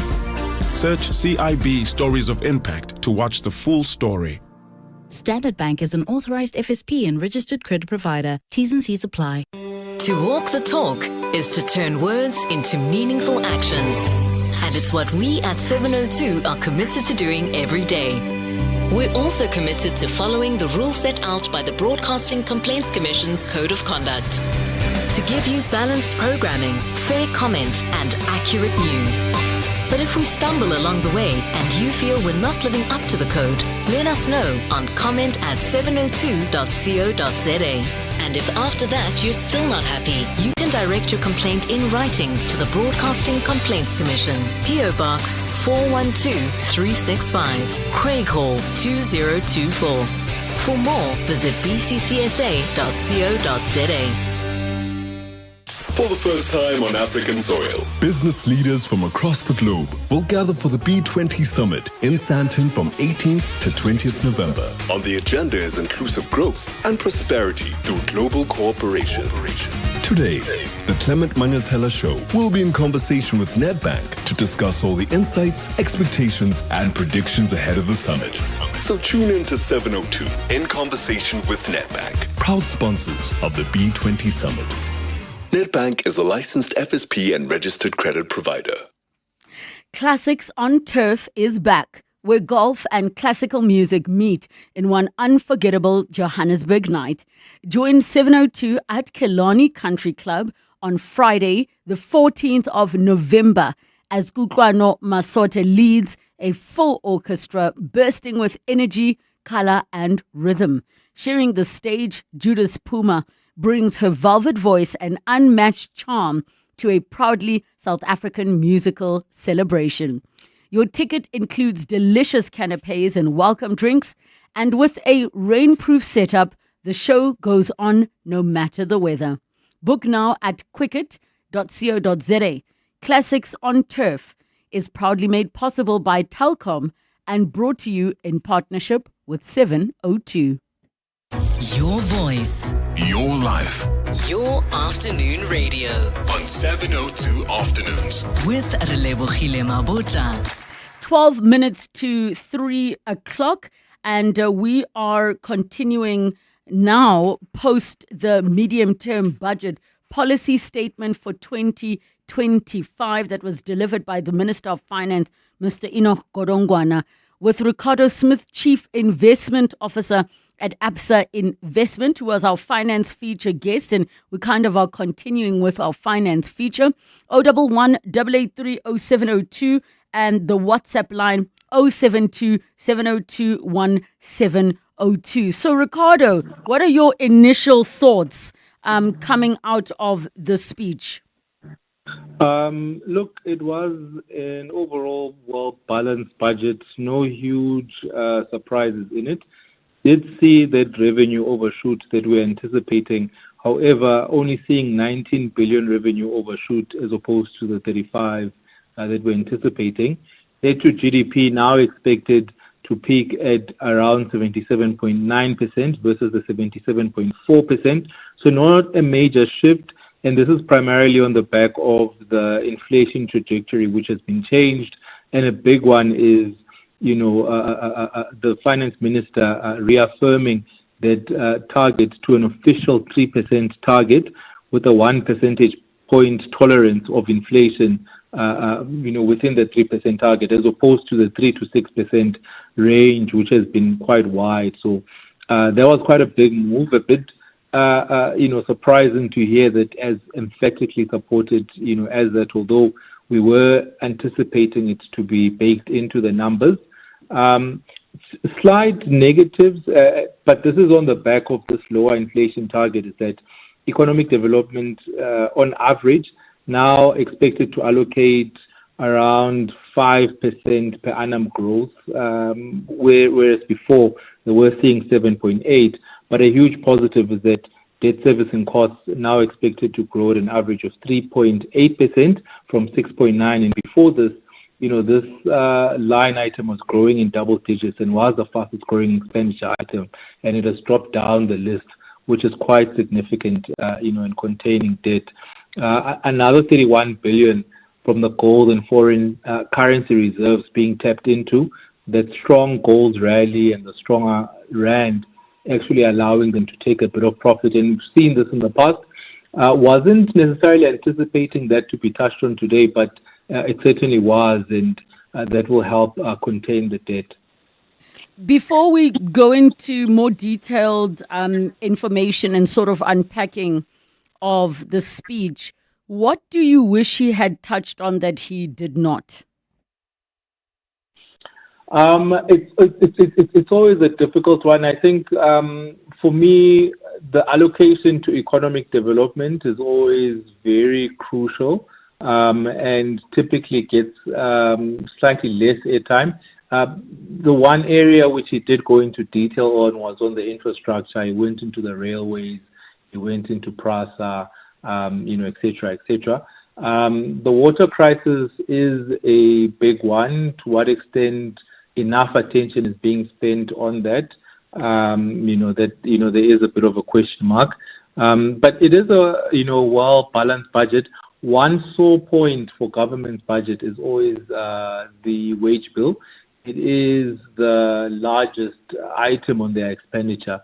But between government labor unions and government employees, it is always a contention to contain that. As government should be enabling employment to occur in the economy as opposed to being the employer of choice. Okay, and maybe that's a good place to start. I mean, in every single speech that we have heard our minister address unemployment. Can you maybe share with us, just as Motho, as a person, and not from an investment officer perspective, for us laymen South Africans, what does that translate to in real life? Because the argument will be, well, if government is saying they're creating jobs, when we've heard this song for years and years and years, but we're finding ourselves still at this very tricky place. In real life, what needs to be done for it to be relieved in terms of the high percentage it is at? Because if we are saying that, well, actually let us make it easier for private sector, but they keep addressing it in the conversation, and I'm not sure if it's addressed that way because of it's something they're expected to say, but I'm curious as to your thoughts, Ricardo. Yeah, look, the thing is, it takes a long time to actually solve a lot of these issues. The one thing where I will commend the finance minister is that we are seeing it in the numbers, and the challenge is, the big challenge has been debt. You really can't do anything when the fastest growing expenditure item is debt, and you're trying to get out of that, debt trap. So this is the first time in the last 15 or so years that we've seen commitment to contain it within the current fiscal year. It's always been rolled over to every 3 to 5 year period. On the ground, really, it's supporting the labor absorbing sectors. So manufacturing, some of the mining sectors, agriculture, trade and industry. So that needs to, translate from that economic growth pillar to those sectors. The fastest growing sector in the last 10 to 15 years has been the finance sector, which is a great sector and enabler of the rest of the economy, but it's not a labor absorbing sector. And so we really need the other sectors. Construction, has been one of the worst growing. So that needs to translate to actual construction, to actual manufacturing, to actual trade, to actual agricultural activity. And there's been a bit of a difficulty in holding government accountable to that. Firstly, because they had no room to allocate anything anyway, because they were spending so much on wages and so much on debt. And then the second has been a lot of fiscal leakages along the way. So we are seeing sensible budgets. We are seeing firm commitments to contain this debt. The next step is really to hold government accountable to actually implement what they've set out to implement.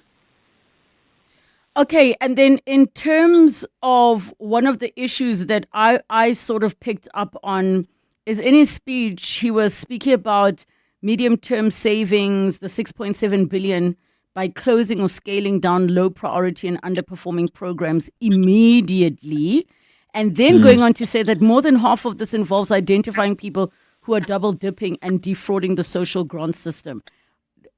Why has this not been resolved as a key priority? Because it almost feels like solve corruption, you're going to save a lot of money.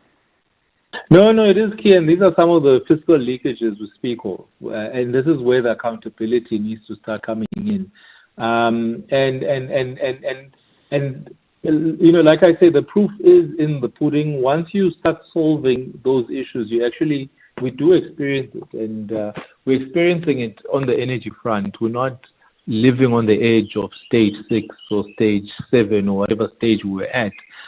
We are actually having stable and reliable electricity.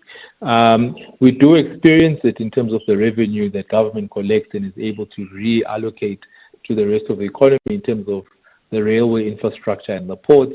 And for the millions of South Africans who actually travel by rail, they do experience that infrastructure improvement that has happened there.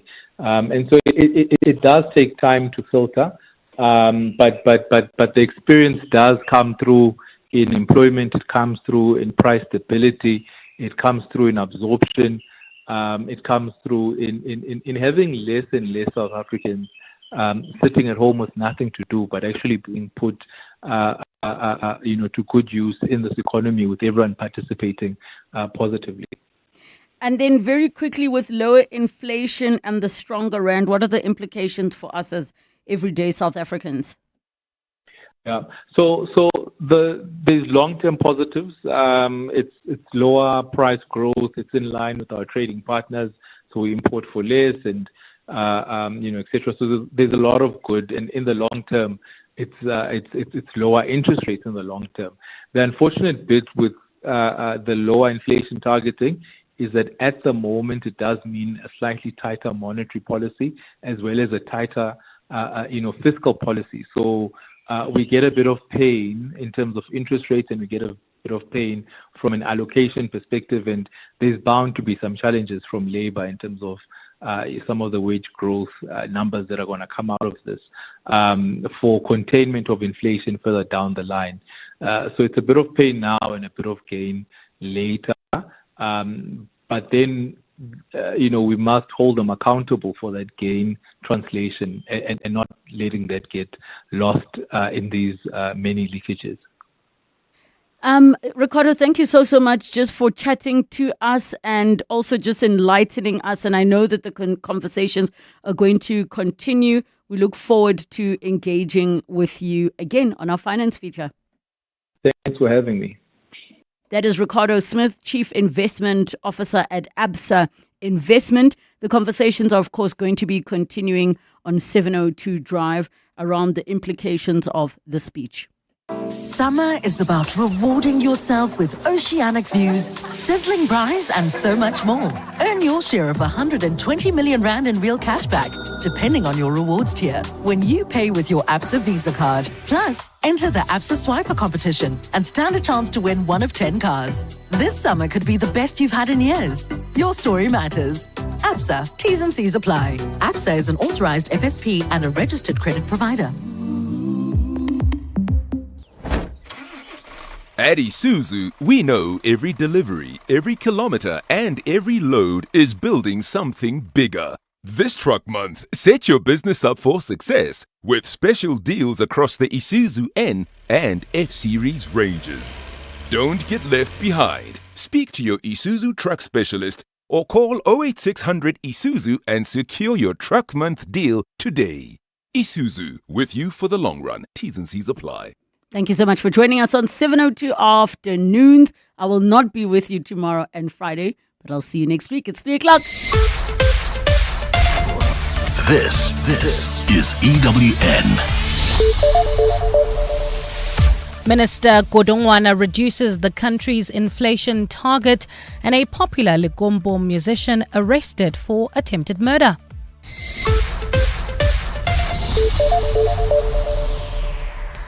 Good afternoon, I'm Bali.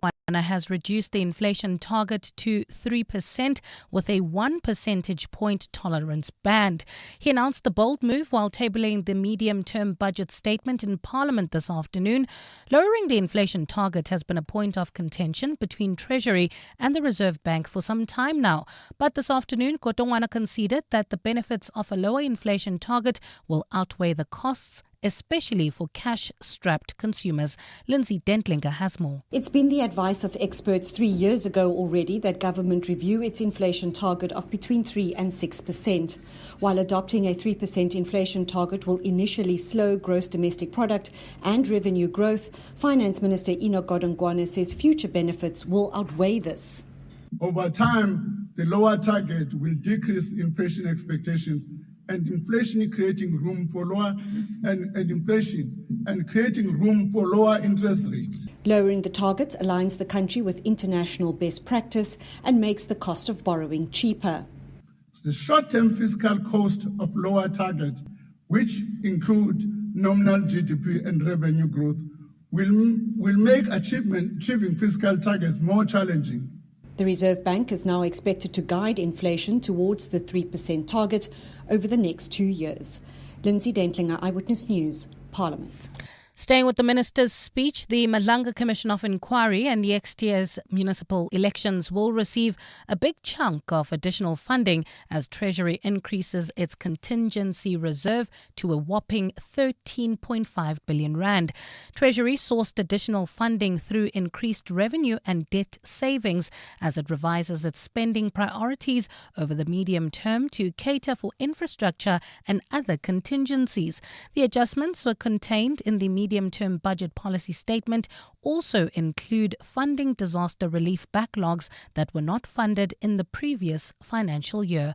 Babalondenze has more. While Treasury hasn't finalized the spending amounts for each of the items, the funds it set aside for a rainy day have increased substantially thanks to a primary surplus. According to Treasury, the contingency reserve is revised upwards from 5 billion rand to 13.5 billion rand, mostly for various infrastructure projects such as Parliament's reconstruction and the 2026 local government elections. Finance Minister Godongwana has now come through with some of the undertakings made in his May budget. Amongst the in-year adjustment, and is also 2 billion rand for the building of Parliament and 1 billion rand for the Independent Electoral Commission for the 2026 municipal election. In addition, the spending announced in May budget for the National Dialogue as well as its carry-through costs are catered for. The budget adjustment also includes spending for Statistics South Africa as well as the Office of the Chief Justice. Babalondenze, Eyewitness News, Parliament. We'll shift our focus to this now. Further details on how suspended EMPD acting head Julius Mkhwanazi abused his powers and signed off on a fraudulent deal between criminally accused tender tycoon Vusumuzi Matlala have now been revealed. Testifying before the Madlanga Commission of Inquiry today, former head of employee relations in Ekurhuleni, Xolani Ngciza, highlighted how fundamentally flawed and irregular that agreement was. Mkhwanazi struck a deal between EMPD and two of Matlala's companies in 2021, ultimately allowing Matlala's private security vehicles to be fitted with blue lights. Oren Singh has more. The deal that Julius Mkhwanazi entered into with Vusumuzi Matlala would see Matlala donating several high-end vehicles to the city of Ekurhuleni. In exchange, Matlala would enjoy protection from EMPD as well as the city, as these vehicles would be subsequently registered as municipal vehicles but were never utilized by municipal officials. Instead, Matlala retained the vehicles for personal use. Former head of employee relations at the city of Ekurhuleni, Xolani Ngciza, alleges that the deal acted as a cover to allow Matlala to use these vehicles to evade the law. These vehicles were utilized by the donor. So there is no benefit that the institution then derived from the donation. At least 5 BMWs from Matlala's private security company, Cat VIP Protection, were registered to the city of Ekurhuleni. Arun Singh, Eyewitness News. To this now, a well-known musician has been arrested in Bendo, Polokwane on 2 counts of attempted murder today. Last month, the suspect allegedly had a confrontation with another motorist where he opened fire. A 34-year-old was injured in the incident and was rushed to a local hospital. The case was then transferred to the Provincial Investigation Unit for further investigations. This is where a warrant of arrest was obtained, subsequently leading to the suspect's arrest this morning. Police spokesperson in Limpopo, Masilela Letwaba. During the operation, police seized the suspect's vehicles for forensic analysis as part of ongoing investigations. The Provincial Commissioner of Police in Limpopo, Lieutenant General Tembi Hadel, has commended the investigation and operational teams for their meticulous work and swift action. She reiterated that no one is above the law, regardless of their social standing. And the United Nations International Organization for Migration is mourning the loss of 42 migrants in a shipwreck off the coast of Libya. According to reports, a boat capsized off the country's coast with only 7 survivors rescued after 6 days adrift. The IOM says the victims include 29 people from Sudan, 8 from Somalia, 3 from Cameroon and 2 from Nigeria. The 7 rescued survivors were 4 people from Sudan, 2 Nigerians and 1 from Cameroon. Gold is trading at $4,124.98 an ounce.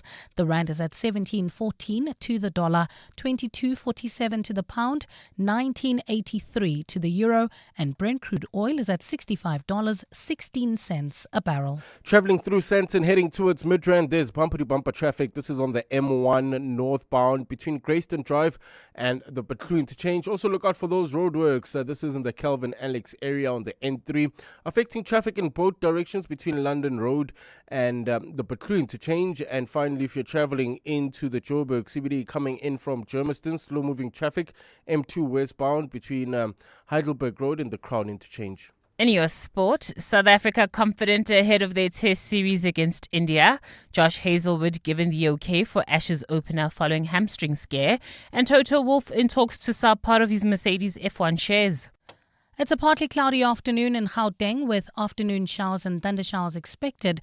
Temperatures have peaked at highs of between 25 and 27 degrees.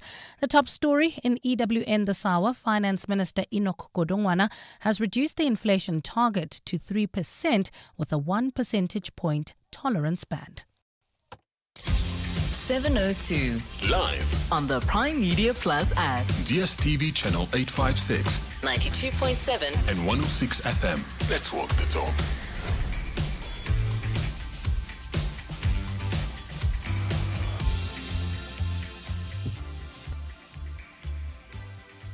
Good afternoon and welcome to 702 Drive with me, Khomotso Modise. I'm in for John Perlman this afternoon. It is 8 minutes past 3 on Wednesday, the 12th of November. I hope you're having a fantastic Wednesday and I hope that all's going well with you. Quite a busy news day today and we've got such a show packed for you. We're going to be having a conversation in just a bit on an alleged Ekurhuleni serial rapist, Sipho Lucas Phiri, who's back in the Pretoria High Court, which is sitting in Benoni, where he faces 100 counts of rape and kidnapping. We take you there in the first hour. And then the Human Rights Commission has launched the 2025 School Readiness Monitoring Report, which highlights systemic challenges that are affecting public school learners.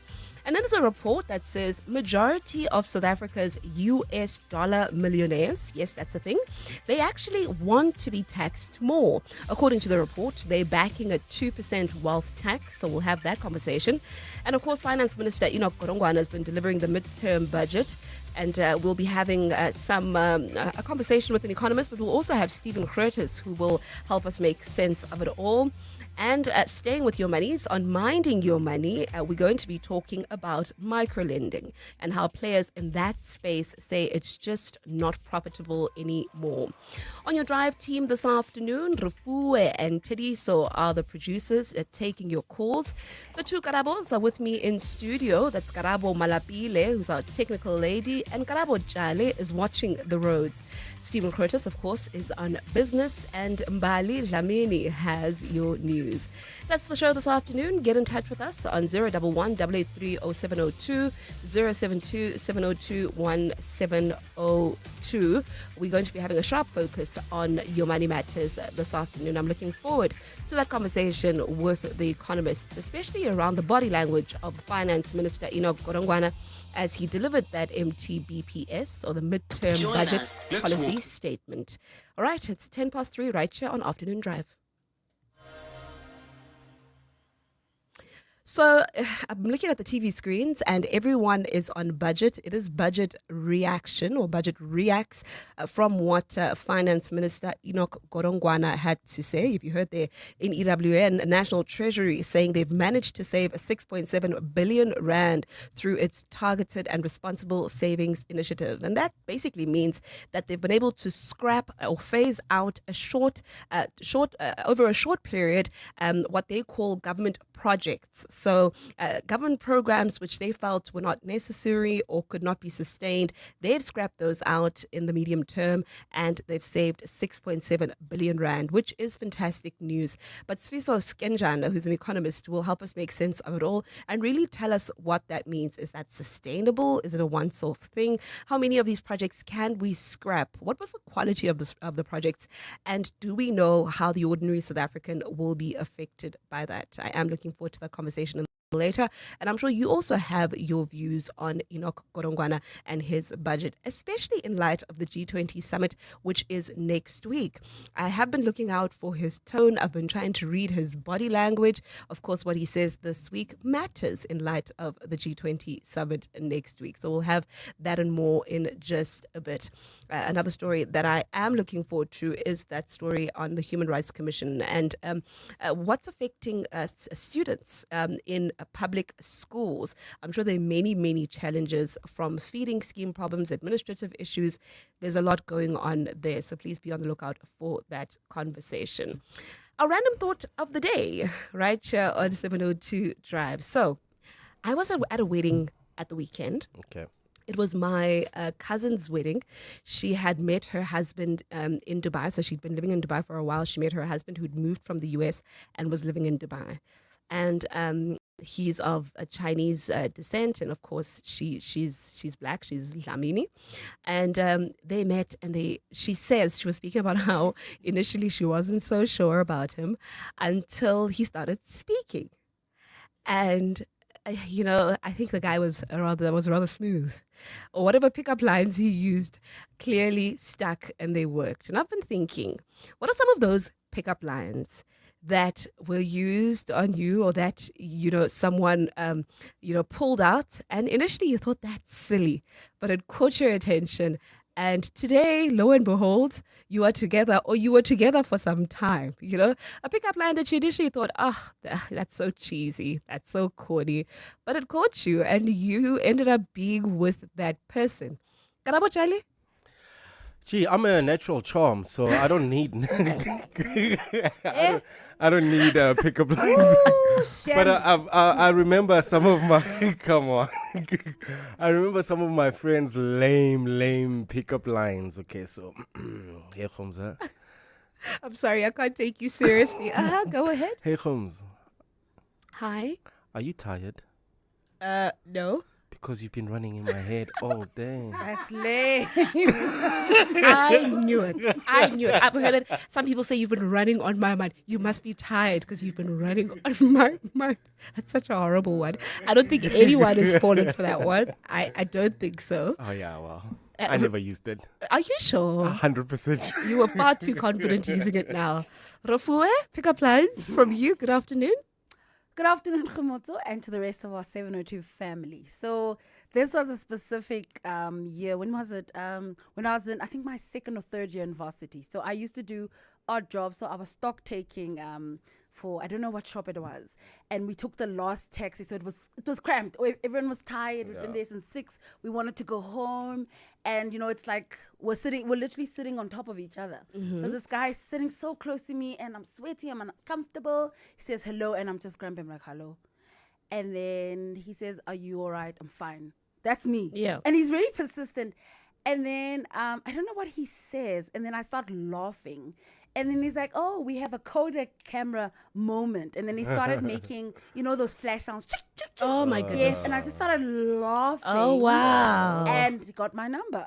Really? And we were together for a while. We're besties as well. It was just, you know, imagine you're so tired and someone's like, oh, there goes that great smile. Supermodel, that's your angle. And he was so animated. Oh, blush. And I blushed as tired as I was. I was like, who is this guy? Hello.